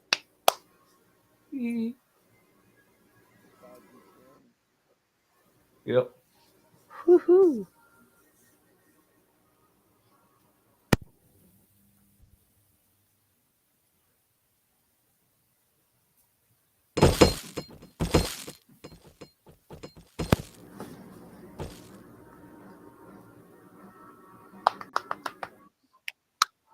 Nice. 33. Nice. I gotta jot this down. They don't exactly just have a health bar. Technically, just set up a token. Oh yeah, I could, couldn't I? Give me 2 seconds here. You got 400 hit points. Y'all are getting health gauges for your ships.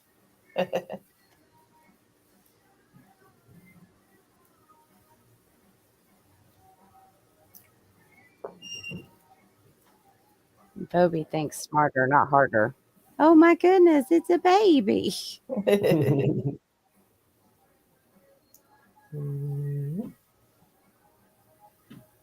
that our life raft? Yep. Yep. Ship. Women and children first. Screw you guys. We're going on a boat.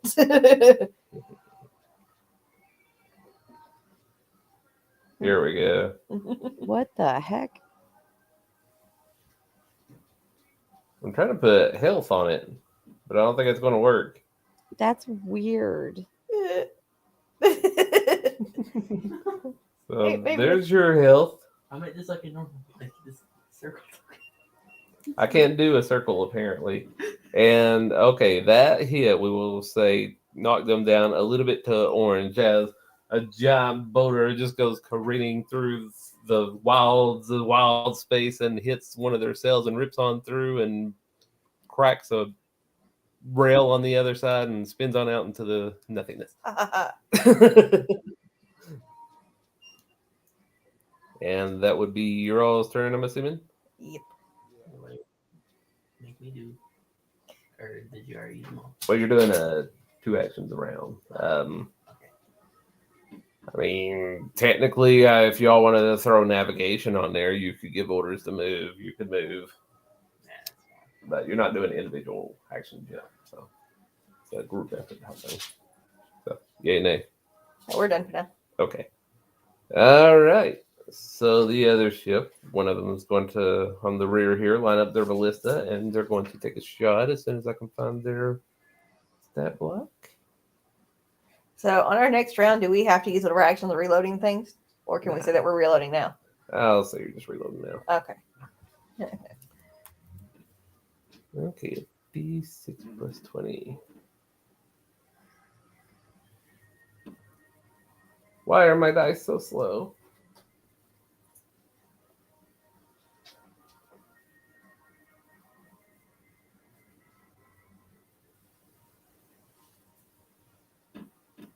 Ooh. A nat 20. No. Ew. You're gonna get one-shotted. I'm gonna go ahead and roll for the other attack here while I'm here, but I'm not doing critical damage for them. So.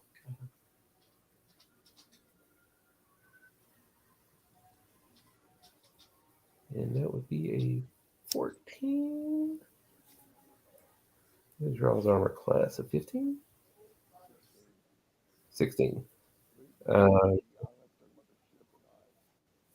I don't know what the ships is. Oh, it's for the ship itself. Hold on.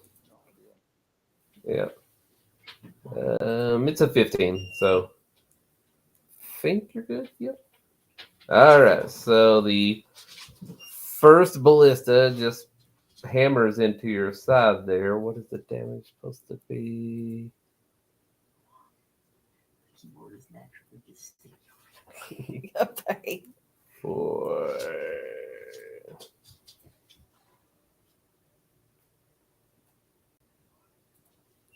Think that was the right damage?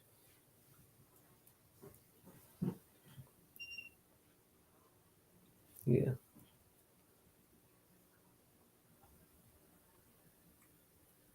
Come on, Dust. You can do it. You did it.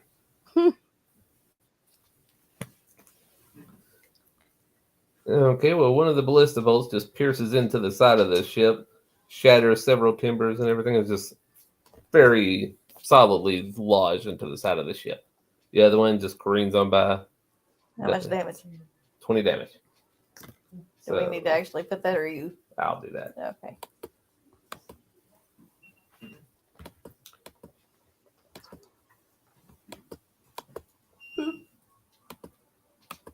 We're not going down without a fight. Alright. So that is their turn. They're going to spend the rest of the time just reloading and all that, just like you all are doing. So, what y'all doing? All right. Which does more damage, ballista or a trebuchet? Voby, do you want to try the ballista or the trebuchet? I can. I'll pick one and shoot it. I go for the trebuchet. I guess we got 2 of those, right? Yeah, there's one right there by you at the end of the ship. Okay, well, I guess I gotta. Oh, I'm under the ship, so. I'm not just teleporting up there. No, you're going to have to actually physically move. Well, I know that, but am I like gonna have to account for my movement speed or? Mhm. Oh, okay. So we will say. Let's see. Well, you got a flight of like 40, don't you, or something like that? No, I got a movement speed of 35. My Okay. flight's 40. No, my flight's 30, and then my swimming speed's 40. Can you I'll reach say- it? Yeah, I'll say you can make it there in that time, I Yeah. guess. Dead sprint. Zippy. Okay, so I'm up here. What was it to roll? D20 plus 5. Was it 5? Mm-hmm. Okay. D20.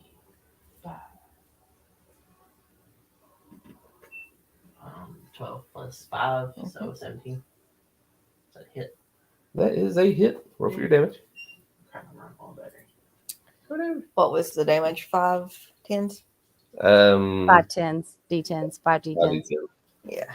The catapult has a way higher damage, but it's also supposed to take twice as long to use, so maybe Yeah. it works every other round for that guy.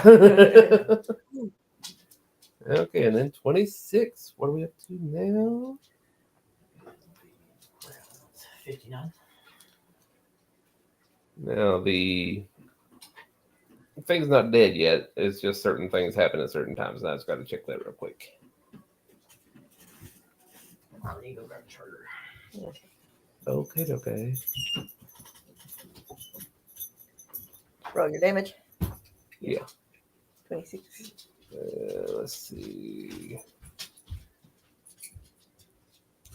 Okay, it's assumed that the ship is 50 feet away, roughly. So.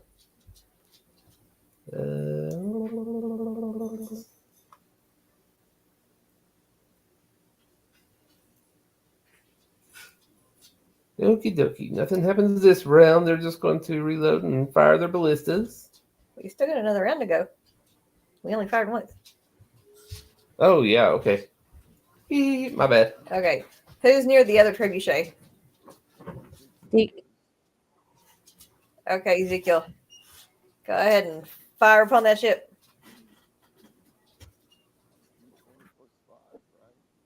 Plus Yeah. 6. Yeah, I think it's plus Or 6. plus 5. Plus Oh, yeah, 6 plus for the 5. ballista. I was thinking the same thing, too. I'm going to create some tokens with actual stat blocks attached to them and make it where everybody can actually access it and just roll from there in the future. So, We got a 15. got a 15. Yeah. That is a hit. 5 D10s. Yep.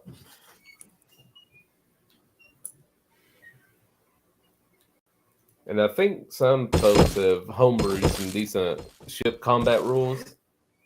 I'm going to give a look at those, see if there's something that flows a little better than what they got. So, Am I allowed to use my pistol? yeah, technically. Okay. Within this round, or would it be like one of our two? I'm going to say for every 2 of you, you get an action. So if they're engaged in something else, then that's not 2. So she can? No. No. Not if you're using a second action with the ship. Okay. Could I get a turn to use a repelling blast on one of the crew? Well, you both could next time if you wanted.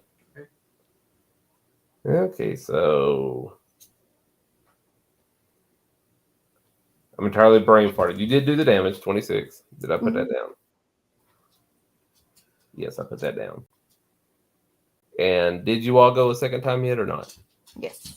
Yes, Deke was the second one. Oh, that's first one. They both did. It's 26 2 times. Oh, okay. That's what was throwing me off. They got identical damage. All right. Okay, we're good. Someone walked too many dogs. Okay, this time around, the guys are going to fire their ballista again. I think that's really all they got. Spoilers. Yeah. No. All right, never mind. They're going to fire their own little trebuchet thing this time. See how y'all like it. So D20. While you do that, I'm gonna pee off the ship. E. Did you bring your shiwi? I did.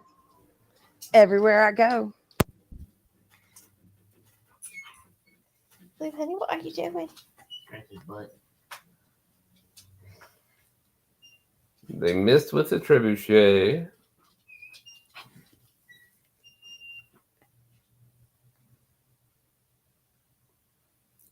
Now they're firing with one of their ballistas. Watch my dice. Okay. That's adorable. They critically failed. So a rock from their trebuchet just is Betty back yet? I don't know. Okay. Wonder if I can make this token big enough to just lay on top of this map. Like fit right here, just at the right scale so it actually matches. Oh well.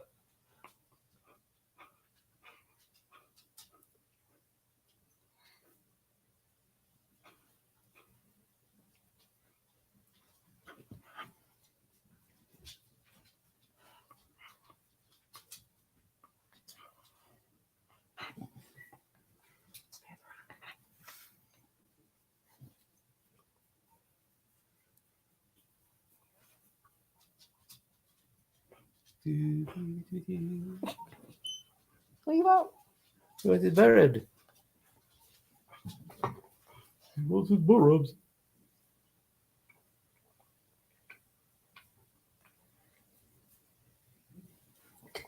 Are there going to be any space dungeons Space dungeons? Depends on your definition of space dungeon. There's several like derelict ships and stuff like that. So yeah, you'll be doing some exploring in space, not necessarily on planets. If that's what you mean.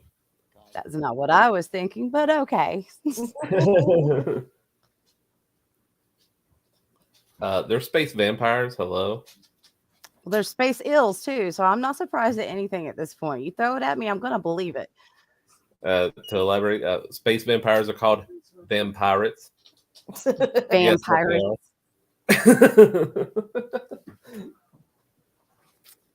That's a bad one. So everybody's back, right? Yes. Okay.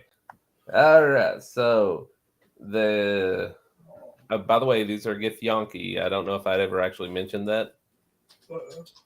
What? Githyanki space pirates, and Githyanki are the very lovely individuals that I will try to show you a picture later if you want. These are Githyanki? We're not fighting the other team? No, this is. Oh, thank God. Yeah, no, this isn't. We're dying that we're murdering the other group. Yeah, I know. I was like, do I really want to shoot them? I know this is still part of the adventure, the whole simulation thing. Because I was really pissed. I was like, these mofos just literally came out of nowhere and started shooting at us. How dare you? They want that logbook. For real. So yeah, Githyanki. So they fire their catapult. The rock just shoots on by, completely misses you. They also try firing their ballista. However, one of the arms just completely snaps off. That ballista is dead now. They got a critical fail. So. I just went ahead and killed it, because why not? So your all turn. Alrighty. Dahlia, would you like to Yes, I would, please. And never mind, go ahead. Randomly fire or take an action? Yes. I'm going to. Can I walk out onto the little ear flap of my ship? I don't know what is. You can jump off the ship for all I care. Well, okay. I'm going to get to there. And I'm going to assume this person's probably important. And I'm going to shoot them. Hopefully with my my Exandria pistol. Okie dokie. Please. You got a good second. 14 hits. That is a whiff. Just here's as a bullet flies off into space. And I'm going to try with my other palm pistol then. Okay. Because I have 2 weapon fighting. Hold on a second. What's the range on those anyways? The range on the one I'm about to use is 4160. The other one was 6240. This is because the ship is 62. Yeah. So she's right up the she should hit. Okay. Yeah, that should be close enough. So. Second one. And you were aiming at. Well, I'm going to say that these two right here, this is for your all's benefit, don't actually have stat blocks attached to them, because if they did, a regular Githyanki would destroy you. So these right here are the lot softer version of the Githyanki if you want to aim for those instead. These guys are basically not playable. Yes. Then I shoot that one. Okay. What's that? Oh. Let's Damage. see.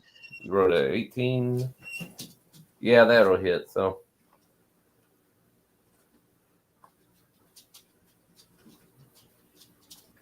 4 damage.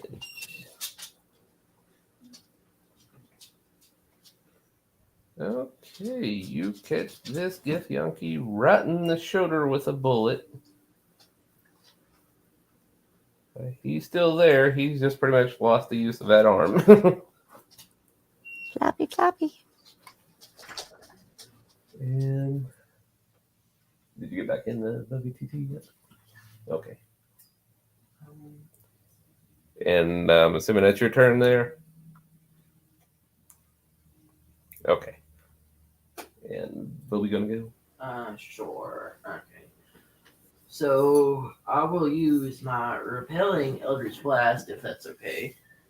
Okay. And from here, I'll hit the one and to the left on the middle ballista, and they're only 5 feet away from the edge of the ship, and it knocks back 10. Right. So I guess I'll roll the hit. Should I use my normal one? Or? Your normal one for that. Okay.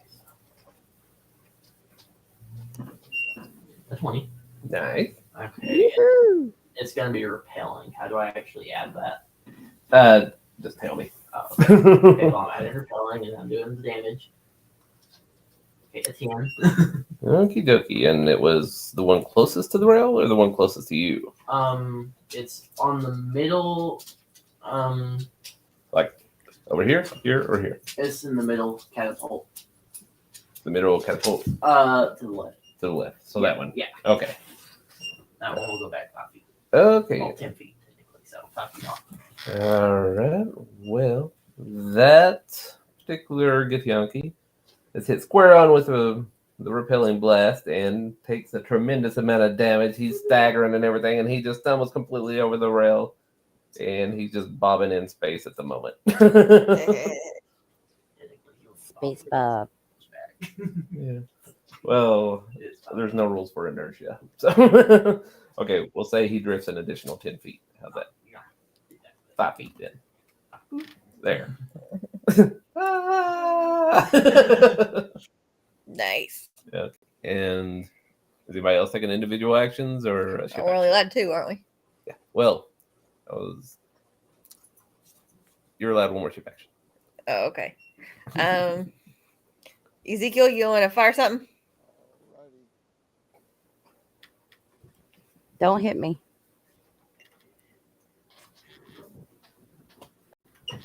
I don't know, Bob. Mm. Okay, well, the trebuchet just sails right on past the ship. No damage. Ezekiel, have you been drinking again? On the gerb. That's too much space weed.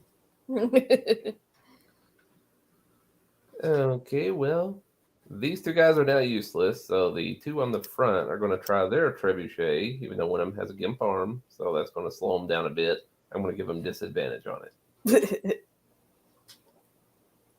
Gimp arm. Though I don't know how to roll disadvantage on dice that I add. So I guess I'll just roll 2 and take the lowest.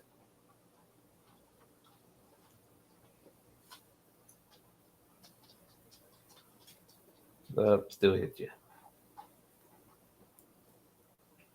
And what was the damage on the ballista? 3d10? 3d10. Okay.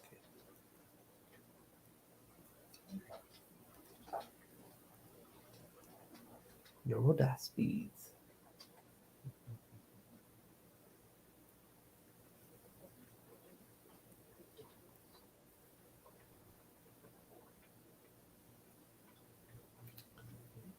Okay, well, the ballista bolt just fires solidly into the side of your ship. And you take an additional 18 damage. Jesus, space Christ. I know, right? You're doing good, though. I mean, technically the battle's still going your way.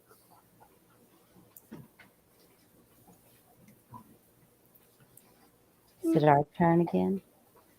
Yes, but before that, let's see. This is one of those little thingies that's supposed to happen. Sorry. I gotta do a lot of jumping around for this battle, so.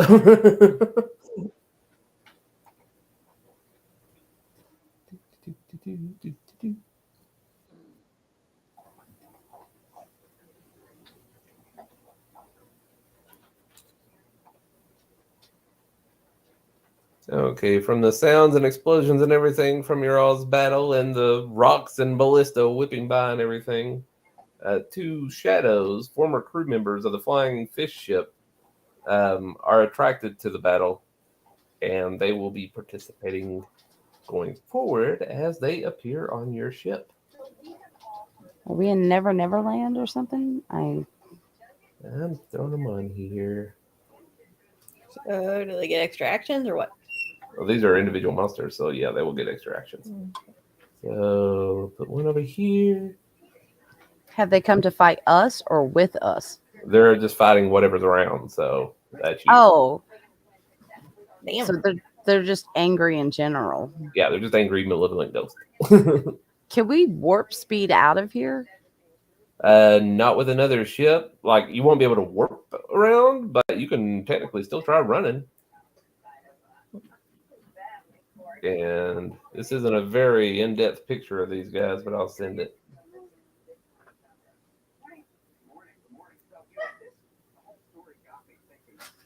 What? It's a little ghosty with a guy in a headlock. Okay.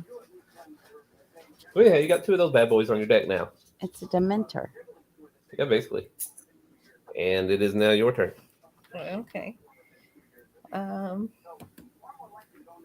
You can still try running, but you're going to have to deal with those guys too. So, yes. I think so. Let me double check. This is where he shines. Yep, they are undead. Do you have something that will help Ezekiel?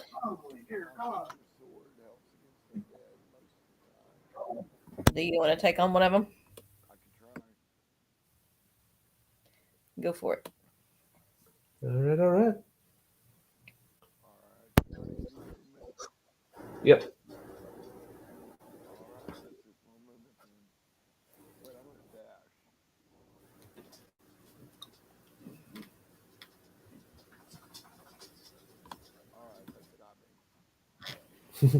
Yeah, these ships are a lot bigger than they look, aren't they? Or a little bit. Let's see. So Ezekiel moved. Was that your all's? Well, that was the only move that happened so far. Yeah, that's all we've done. So, anybody else doing anything, or the ship doing anything? I can shoot my blunderbuss at it. The one closer to me. What's range on it? 15 feet. 60 is a long range, so you can shoot at 60, but you'd have to roll with it. It's advantage. 10, 15, 20, 25. I mean, I technically move some. Yeah, you can move right up next to him. Well, not up next to him because that's also There. Yeah. 15 feet shooting my blunderbuss at this sucker. Come on. So the ballista that's in front of me is disabled, right? Yes. All right, 6 points of damage. 6 points of damage. He does take reduced damage, so most of the shards from your blunderbuss just pass right through him. A few seem to stick around, and he seems to be taking a little bit of damage from that. God damn it. Okay, do we have another action left where he just moved, or did that take up an action? No, it's either individual turns, you get 4 of those, or you get 2 ship actions, or like 1 ship action and 2 individual turns. Okay. So Do you guys want to do a ship action, or because we could technically take out the guys on the ship? Okay. Dahlia, what do you think? Should we take individual actions so you and Bobby can have a turn, or do you want to hit with the ship? What are you thinking, Bobby? Technically take care of the ones on the deck fairly quickly. Have you got something you can do? Technically I can Elder Splash and use my tentacle in the same turn, so. Okay. Well, Let's do it. Okay. do it. Who's going first? Go ahead.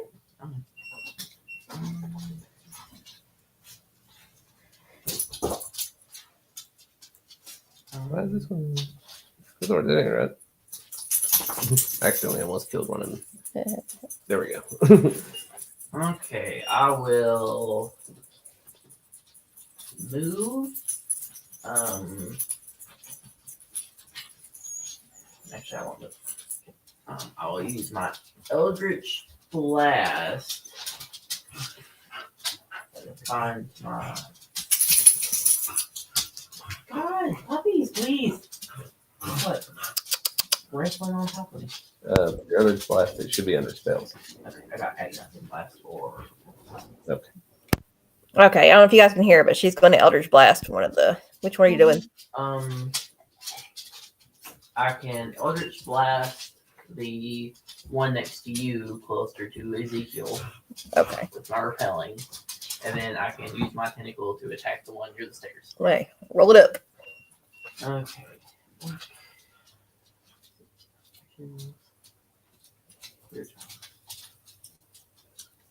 Okay, I got 23 to hit. And then I got a 10 damage with my repelling. Okay. So, Nice. It'll take 10 damage and get scooted. I guess. Is it still alive? Yeah. You didn't do that much to it. No, I meant with yours. Oh. did 10 damage? Yeah. Which one? The one that I closest to hit. you? Oh, the one that your mother hit. Okay. All right. Well, that's actually enough to kill that guy. Oh, okay. Wait. No, it isn't. Well, Really close. Really close. You blast most of the material with a shade away. It looks way more translucent than the other one now. Okay. Now I'll summon my tentacle right there. And I guess where I can summon and attack in the same turn with it. I got an 11. I don't know if that's a hit. Nope. Well, it's there now. So Okay. Dahlia, you want to take a round at these guys? Or were you done? No. No. I want to take a hit, but do I want to hit the shadows or do I want to hit the people on the other ship? That's the question. Well. I think you guys have got the shadows down. I'm going to walk to the end of this hammerhead ear, and I'm going to shoot the yellow dude on the ballista. Okie doke. I got 2 weapon fighting, so I'm going to use my little palm pistol first.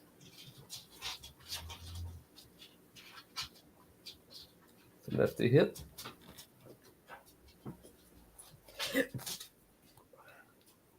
Damage.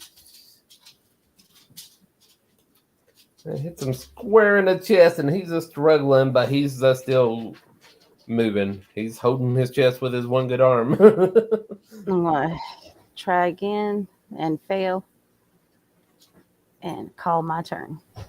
do we know they're on the ship or are they still under? They're going to still be under. That's basically who this person signifies right here, the one in between the steps. But again, there's somebody that would pretty much walk the floor with you. It's like ballista on another thing. Like you could shoot them directly with a ballista and they would survive. So we don't do anything with them. Yeah, we're just going to assume that they're just part of the ship. So Okay. part of the crew, part of the ship. Okay, so were you all done with your all's turns, or? I think so. I think everybody had their turn. Well, this Githyank is going to sit there and try to throw a rope to this guy, who's going to also do his best little backstroke impression and kind of swim back to the ship, because that's how wild space works. So that's their turn right there. And I can't logically think that they would get another turn. That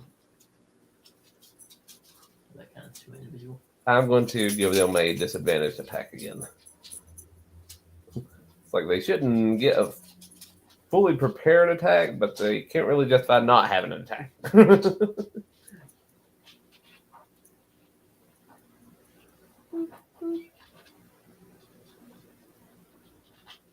So they're going to try to shoot you with the front ballista, which is going to fail horribly, and it's just going to soar off into space again.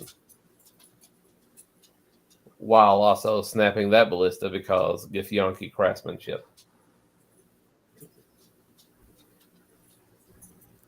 So that is their turn. Oh, wait, the shadows. I gotta do the shadows, sorry. 5, 10, 15, 20. Okay. Well, this shadow right here is going to scooch on up to Voby. And it is going to make a melee attack against you. Well, does my little tentacle count as a blockage because it was right at the bottom of the stairs? It's an object, isn't it? It doesn't have hit points. Then no. I know, it's weird. I think that's going to make a melee attack against you. I'm assuming a 23 hits. Yeah. Okay. Ooh, this is going to hurt. Uh-oh. Bowie gonna die. Nah, I'll be fine. How many hit points you got? Nothing. I'm going to soften the blow. I'm going to say it did 8 points of necrotic damage to you, and your strength is going to be reduced by 2 points. I know. For now. I mean, you could do the whole thing. I'll survive. I'll get that in 13. I don't want no special treatment. Well, there you go then. 13 points of damage. Well, it's not like you'll die anyway, so. Okay, and the one up here next to Ian is going to scooch up to her, and it's also going to take a swap at her. Does a 16 hit you? Probably.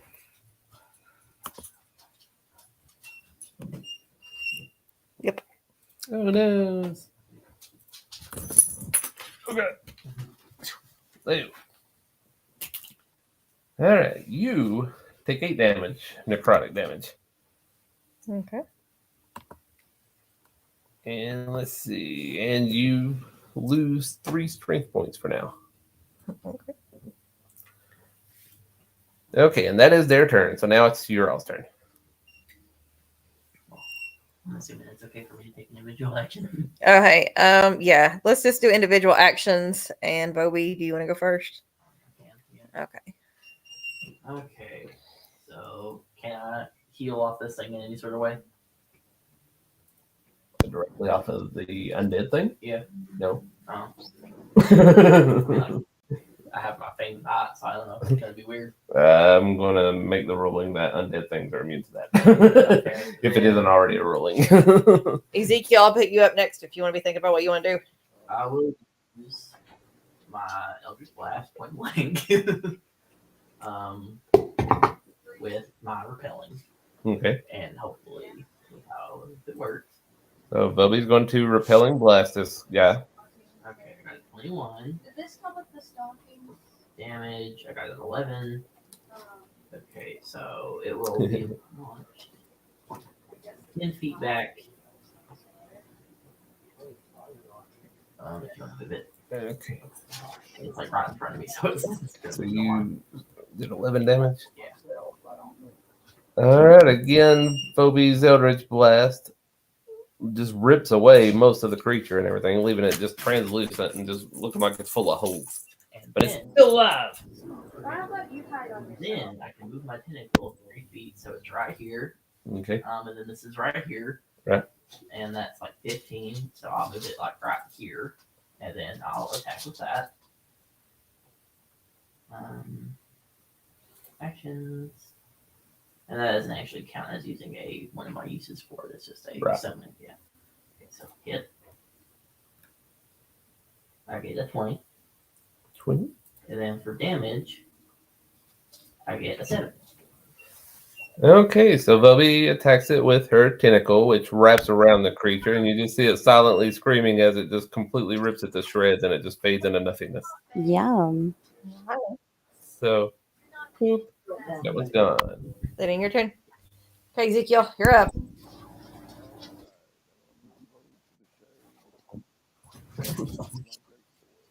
You might want to do it.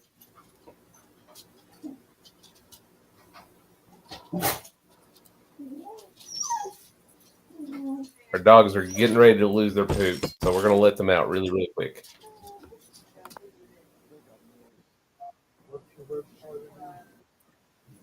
I think I missed. 15 hit.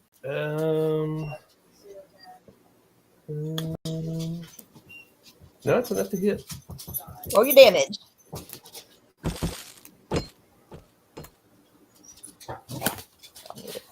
What are you doing, Miss Samantha?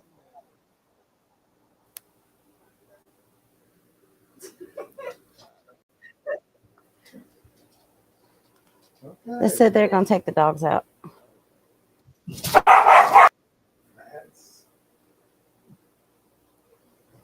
El perro fuera.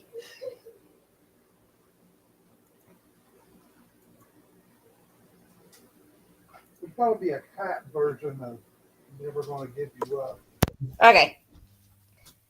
Okay, you hit it, and that is enough to kill it. So, do you want to describe how you kill it, or would you like for me to? Go for it. All right, I'm going to say as you swing your sword across its midsection, it just parts it right in two with silver light just eating it up until it also evaporates into motes.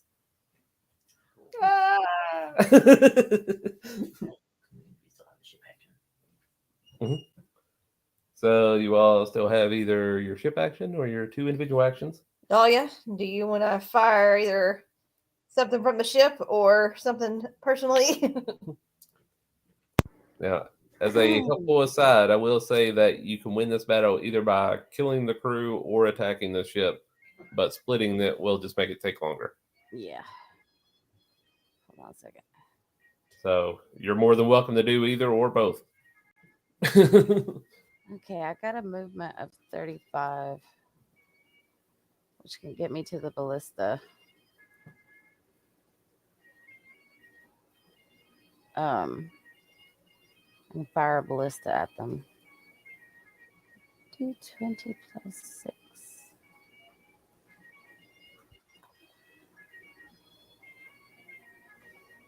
So 18. That is enough to hit. And how many D10? 3? For the ballista, yeah, it was a 3d10.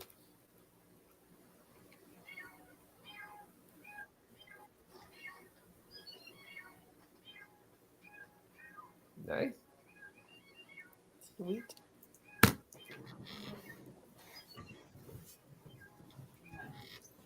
Okay, I'm tallying up damage real quick, so 1 second.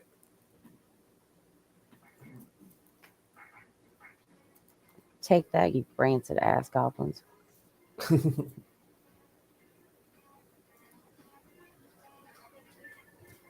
Okay, the ballista bolt just slams into one of their cells. Well, I guess they don't have cells on this ship. Fins. Fins. Tentacles. And tears on through, going out the other side of the ship. But it's still there. Is that your all's turn? I don't think we have any more actions left, do we? I don't think so. Okay, then yeah, that's our turn. Okay, so this time around, since this guy's back on the ship, they're going to scooch over here and they're going to ready the manganil again and take a shot. So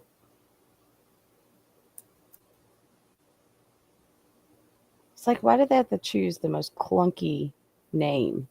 I know, right? The mango neil. And they score a hit. So that was a 5d10. Yes. For the mango nail. It's almost like the bosun thing. I mean, really, that one's always bothered me, though. There are several words like that. Yeah. Okay, the rock flies across the gap there and slams solidly into your all's mast, but it doesn't break it, just splinters it real well. And you take 19 damage. Yeah. Pretty bad, wouldn't it?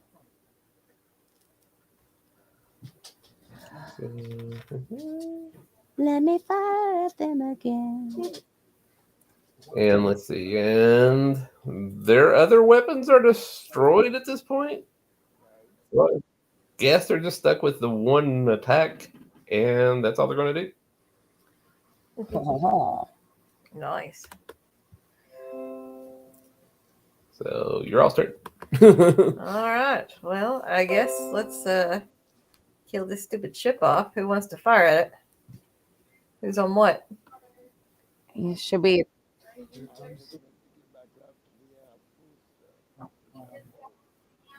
Yeah, I'm already at the ballista, and Bobby's already at the catapult. Okay. Well, since Vopi and Dahlia are already there, we'll let them fire on it. Okay. Whoever wants to go first. I'll go first. Okay. You roll a d20 and add 5 hits. If you're attacking with the cat. Dahlia's gonna go first. So. Yeah. I'm pretty sure that they. That is a hit. Yeah. Yep. So 3d10.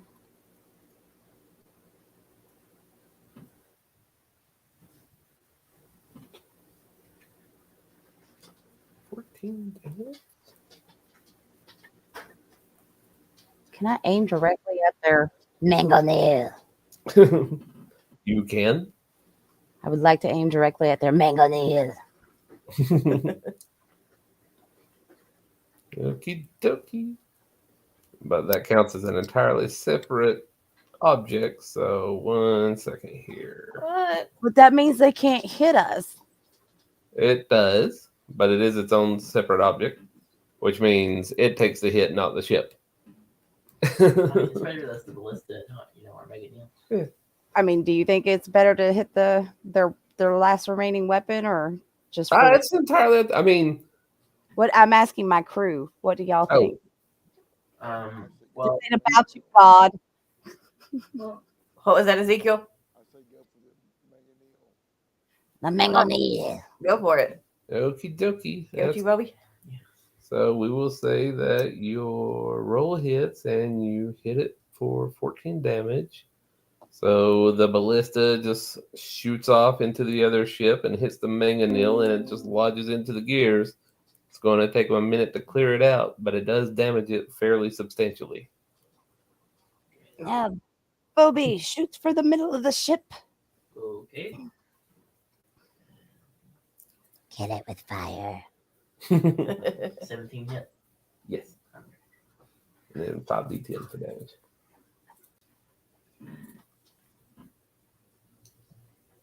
Jesus. Good lord. You wrote 5d20, not 10. Get that high. Best roll ever. We'll take it. Leroy Jenkins. Okay, 26. Damn it. Okay, 26. I like the 66. I'm sorry, I brain farted. It's It's okay. all good. Still did good. Can Ezekiel still take his moves? Like, can he move? Yeah, sure, why not? Okay. So if you want to go ahead and move Ezekiel closer to one of the things, then you can fire next round. Better learn some parkour. Wait, can I dash? Yeah, sure. Figure movement's not a big deal here, so. Alrighty, that's it. Okay, well, that ends our turn. You're like firing with your shoddy ass. They're going to spend their round just dislodging this ballista bolt out of their mangonel. Mangonel! And then you're going to see the ship just kind of pull off just a little bit. They're definitely getting a little worried. Oh, they're going to make a run for it. They might. Our turn again. Yeah, they just put a little bit more space between y'all, and that's it. So yeah, it's your turn. All right, Ezekiel. Fire when ready. Land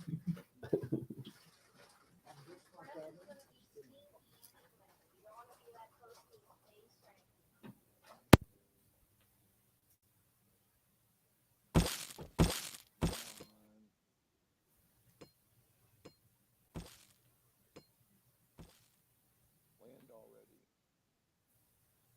16 plus 5 is 20. Yep, that hits. Close enough, it hits. Damage again,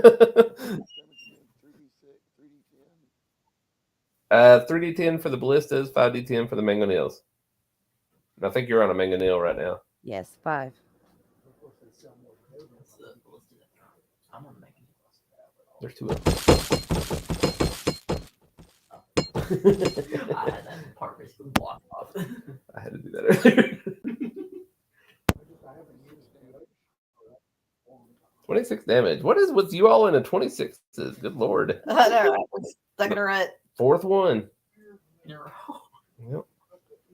Yeah, let's see where the top's this bad boy is. Anything else? We've got one more shot. Dahlia, do you want to take it or do you? Bobby? Huh? Bobby? Ruby? I can. Okay. Okay, so I roll. Okay. Okay, so a 15 hits. 15 would hit, yes. Then Just barely. barley. Jeez. What was that? I can't see the number I rolled. My dice is on top of it. You rolled a 30. Oh, okay. Nice. Is that damage or? Yeah. Sweet.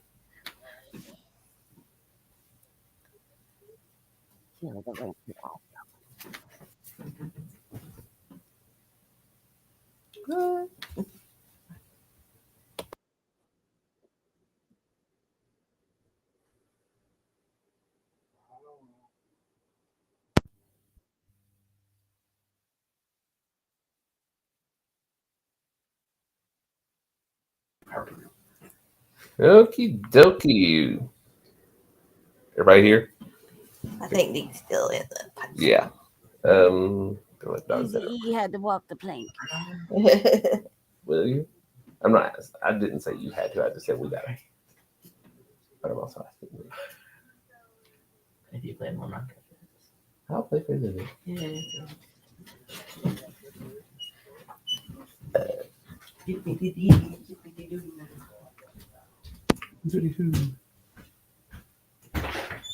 In here. Where's your other babies? Or I guess just babies. Puddin', Lou! Where you at, dinguses? Dinga? What's the plural of that? Do I hear a dingus? I do hear a dingus. It's a puddin' dingus. Where's the looting? He's been hanging around in the trees over there, trying to find oil. Probably. I seen him pop out there earlier today. Lou. Come here. Treats. My butts. We're not muted. Lou.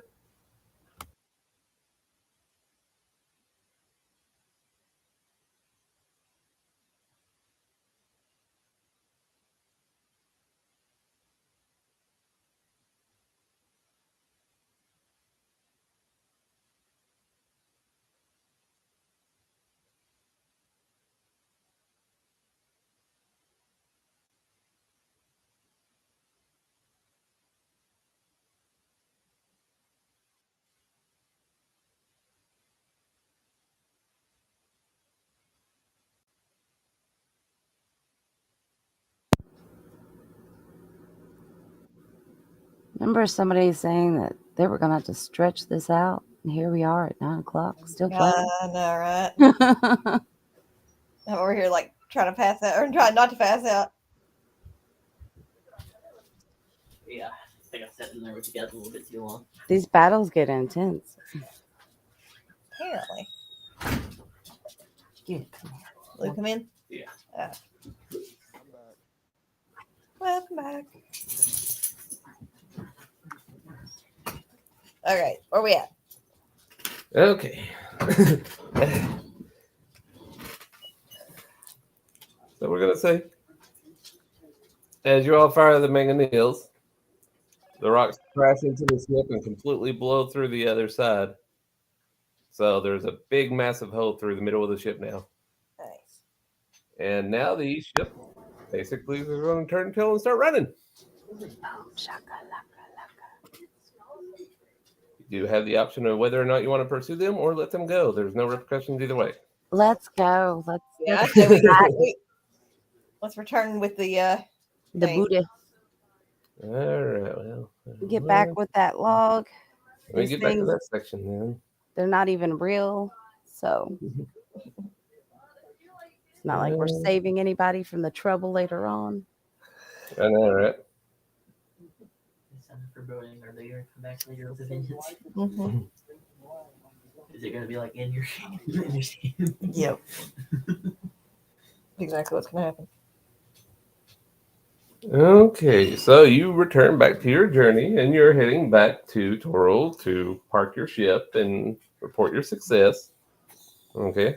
We need to do our things. No, you actually don't need to do that anymore for the time being. Oh, thank goodness.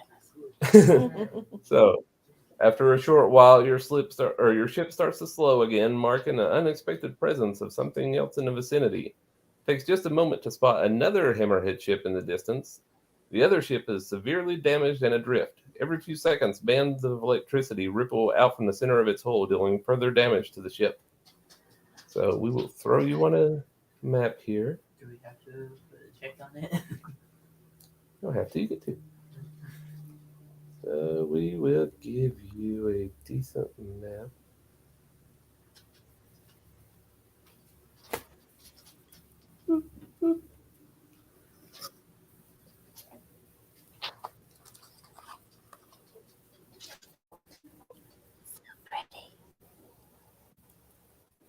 I can't even see.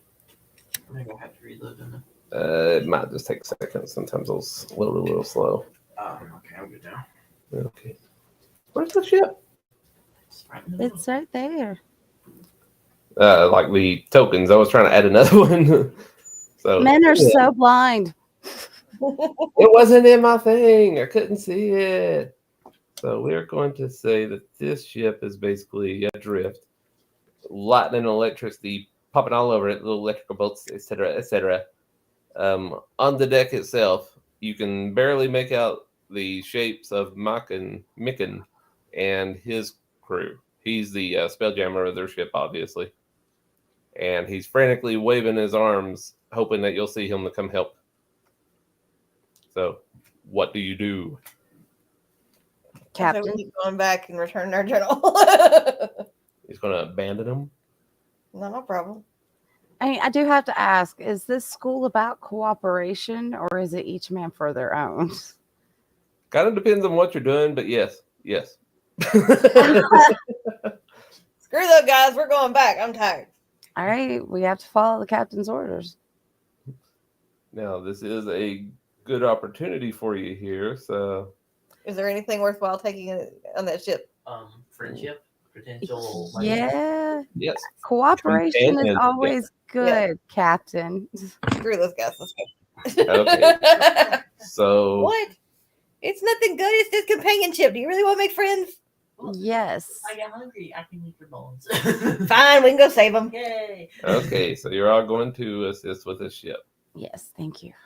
All right. I don't know if we're going to let her be captain next time. You're all no, let her be captain. So you pull up alongside the ship and you start evacuating the crew. Makan is very, very thankful.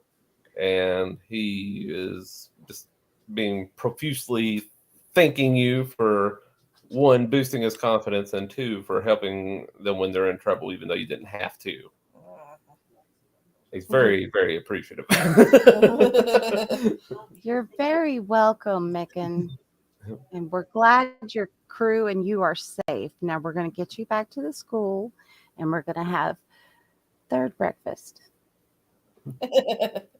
Okay, so we're going to say that you safely evacuate them. And then as you're leaving, it's time for narration.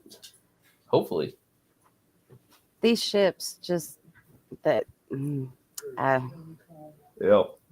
I mean, like any other shape could have been chosen, but no. Okay, let me see if I can get this to play. The illusion around you ends in a wave of silver blue light, and you stand within the simulation chamber where your training exercise began. Magical energy ripples like a turbulent cloud around you, reaching out to touch the runes scribed walls, then exploding outward as bolts of lightning, sending Seraph Tardo and others flying to the ground. Ooh, sabotage. What? What just happened? Basically, the simulation ended in a big old explosion, and people got thrown around. Damn. Should we have not saved him? Well, no, you should. There's no harm in it. But as you materialize in the chamber, there is Makan and all them have completely disappeared. Let's see, I got a map for this. Are they back in their chamber? Yeah, they're back in their chamber, and you'll be visiting them soon. Let's see, where is that map? Okay, we are back in the simulation deck. Does anybody know if that was supposed to happen? Nope.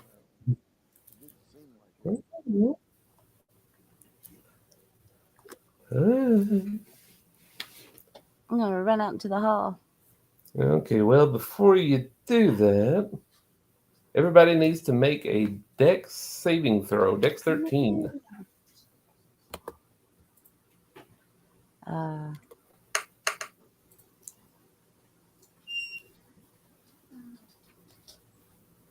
Yes. What'd you get, Bobby? Nothing. Nice. So, Uh-oh. Oh no. So let's see. Little elf boy got knocked around. What? Huh? Yeah. Sorry. Did I say that out loud? You heard nothing. Okay, well, as part of the explosion, once you snap out of it, 3 of you make it relatively clear, but you are hit with the lightning and you take 8 points of damage. The 3 of you. You would get restored to full health where you came out of there, though, so you're not dead. Yeah, everybody's full health coming out of the simulation. Now, everybody, well, the 3 of you take 8 damage. And Ezekiel is thrown hard against the wall, taking a whopping 15 damage. Lord. Poor princess. Yeah. Now, let me spice up the place a bit. Spicy. Oh, no. Oh, no. I'm looking at Ian. Did you do this? That's what happens when you save the other ship. I'm kidding. The movie's on fire. On fire? Look at the map. Put it out. Put it out. Am I actually on fire? Pee on it. Scroll up. Or like zoom in. I see that, but I mean, like, am I gonna have to do something? No. When he says that fire.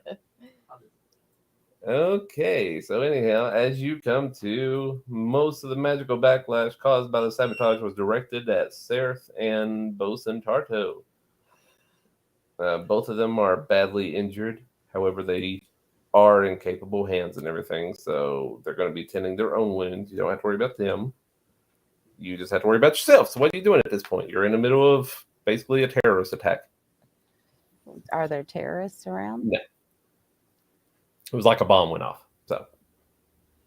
Well, I'm going to. Okay. I am going out to check on the other crew. Okie dokie. I'm going to help Ezekiel put out fires. You should be good at that. Yeah, do your thing. Okay. I cast create water for rain in a 30-foot area. Cool. Hey, I finally got to use it. How much fire does that put out? Ooh, what was it? 20 feet? 30 feet. Yeah, we'll say the whole room is sufficient. Go, Bobby. So, boop, all the fires start winking out of existence, completely drowned by this refreshing rain from the frog. Frog. Rain frog.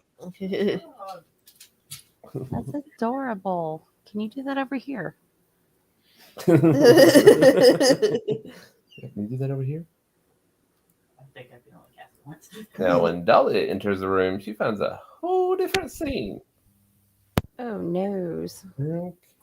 As you enter the scene, you see a magical force field that's surrounding Makin's entire group, and him straining to maintain it and everything before he finally lets it collapse and then falls to the ground. And the cadets that are with him speak up and say that as a inspired moment of bravery, he just popped up and used every bit of his magic to keep them all safe, and they managed to avoid the worst of everything. So, Oh. Is he okay? yeah, he's fine. He's just tired. All right. I guess I'll put out a fire or two. Has anybody got a water spell? Where's your shiwi? I mean, I can do it. So we're gonna assume that after several minutes pass, blah blah blah, you all have successfully extinguished the flames. Dahlia has spread her shiwi far and wide. Okay, so flames out, everything's better. You hold on.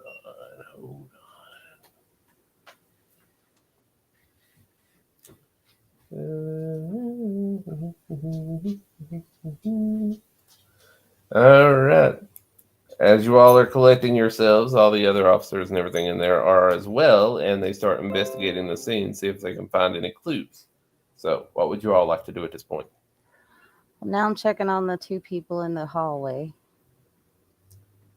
That's Sereth and Os and Tarto. They were the ones that technically got the brunt of it. I'm assuming the explosion was supposed to be centered in this chamber or something or other. It's weird how it's set up. Okay. Do some form of investigation. Yeah, I mean, you all can help investigate if you would like. So you see several autonomes and GIF, all that, just investigating the walls and everything, trying to figure out what went on with the chambers. So, what would you all like to do? Okay. So, Yeah. Bobby would like to roll for perception to, I'm assuming, look for clues. Okay. Yeah, it's fine.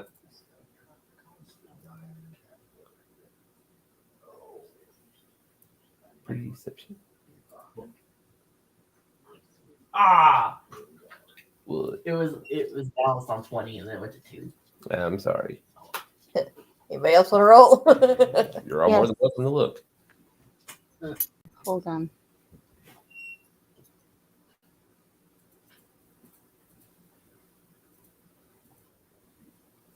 No.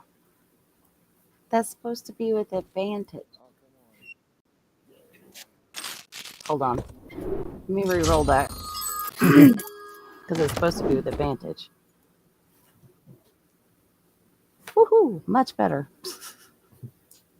Okay, we'll say that Dahlia is searching Mickens' chamber while Ezekiel is searching Ural's chamber.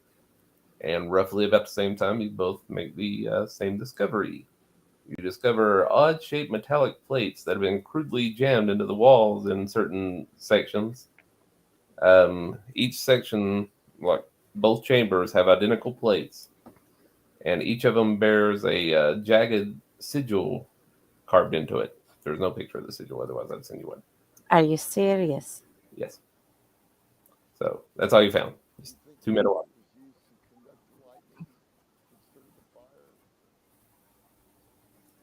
It's quite possible. Can I pull one out? Sure. I'd like to investigate it first. Does it look like it could be dangerous if I move it? Go ahead and roll an investigation check, or maybe a perception check on this one. Well.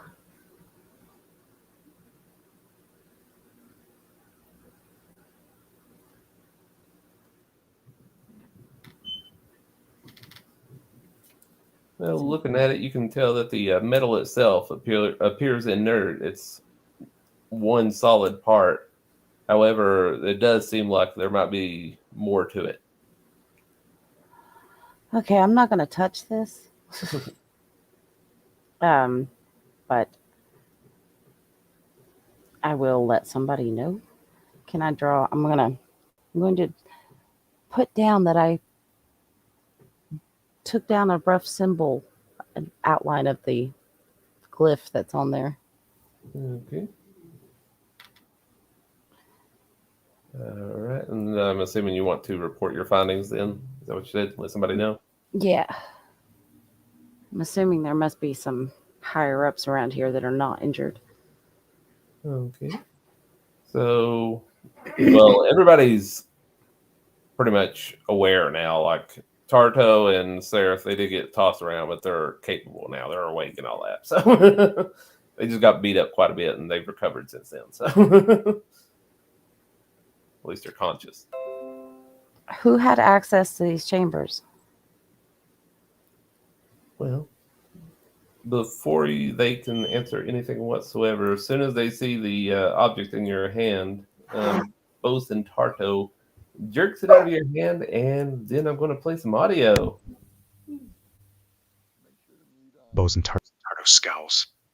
Bose and Tarto scowls, chomping down on her cigarette. What was that? Oh, yeah.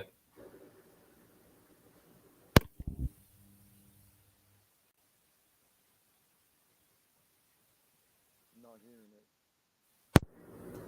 I can't hear a thing.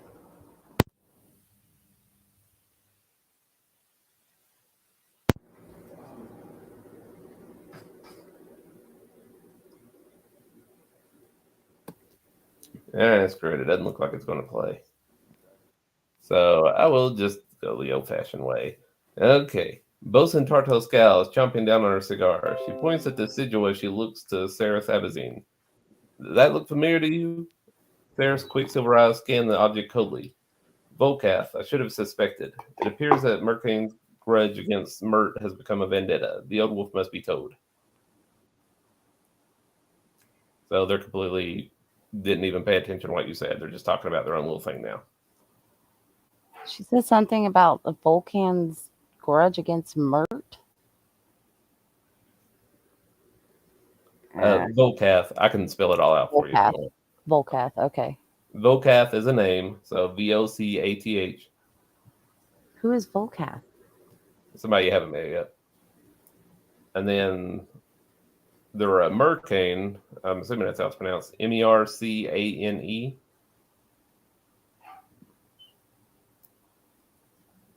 And they're a race of weird giants that are responsible for originally making the Spelljammer helms or something like that. Oh, okay. Okay, so they're just sat there whispering amongst themselves, completely oblivious to you. Do you want to try to ask them anything else? No, they're obviously not going to share anything with me, so there's no point. But I am going to go back in here and share this information with my crew. So apparently, this stuff sticking out of the walls, they're saying it's attributed to someone named Volcath, saying he had a grudge against Mert, that guy we sick the noodles or whatever on. So they're not going to talk to us about this. Probably not. But we might be able to find out something from the other people in our dorm. That sounds like a job for next week. Yeah. Yeah, we're wrapping up right now.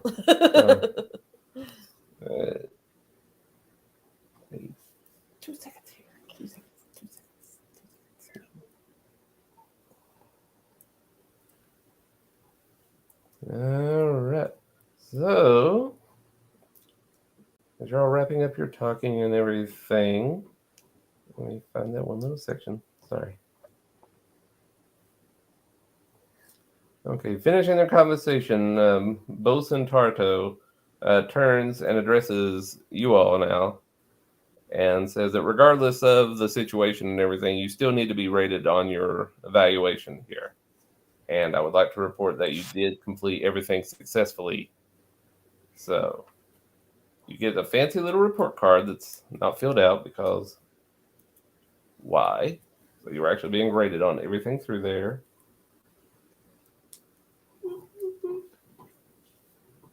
There's your actual report card. Just nothing checked on it, but you've checked everything.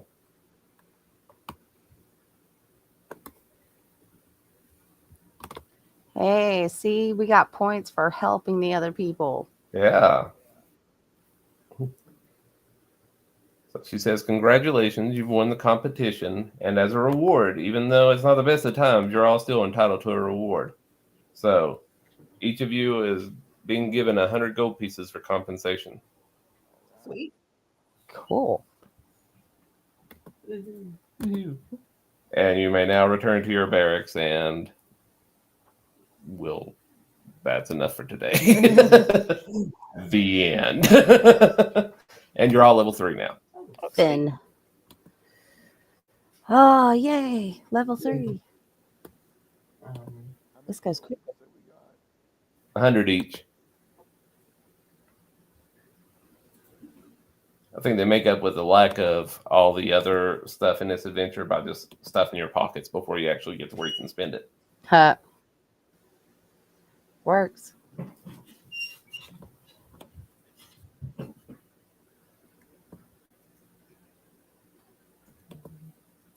So obviously the soundboard in Above VTT isn't reliable. So I can try to get that elsewhere. But did you all like the voice things or?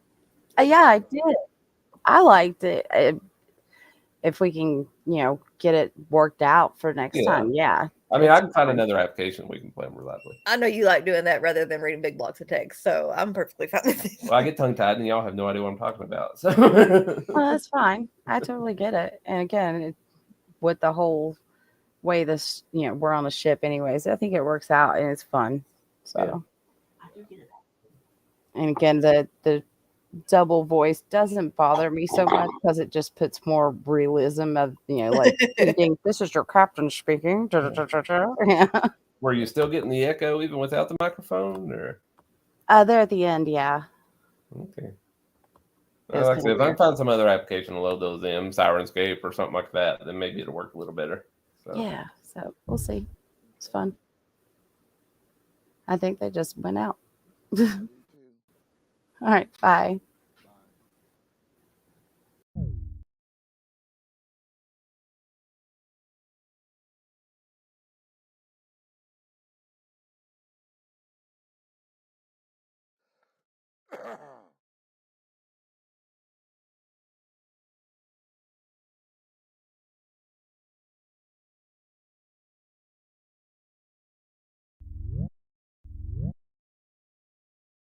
Sorry, I kind of dropped out. That's all right. Betty went ahead and left too. Yeah. Okay. Well, I hope y'all had fun. Yep, it was fun. Yeah, we still need to iron out those ship combat rules and stuff though. Like they're pretty clunky in the actual book and everything, and people have been doing a lot of homebrewing on their own version of rules and everything to make them a little smoother. Right. So I think I'm going to start reading into what they're doing and see if there's some better way to do it. Okay. Any other feedback or anything? No, not for me. I'm trying to figure out now how to send Bambi came into our chat on Streamlab and said Yeah. hey, and I'm trying to get signed in where I can chat back to her. So I wasn't able to. It's taking me a minute to get there. It's all good. We should be up. The streaming should be up by tomorrow, I think. Okay. Cute. You didn't have any, well, other than the maps just quit working, you didn't have any issues with the animated features or anything? No, they all showed up fine. Okay. Yeah, I think I'll just stick to the prettier tokens and everything and not worry about the animated maps. Right. So. Cute. Well, I guess we're going to hop off here and we're evening. Finish walking the dog. Dog's gone. All right. Night, Nick. See ya. Bye.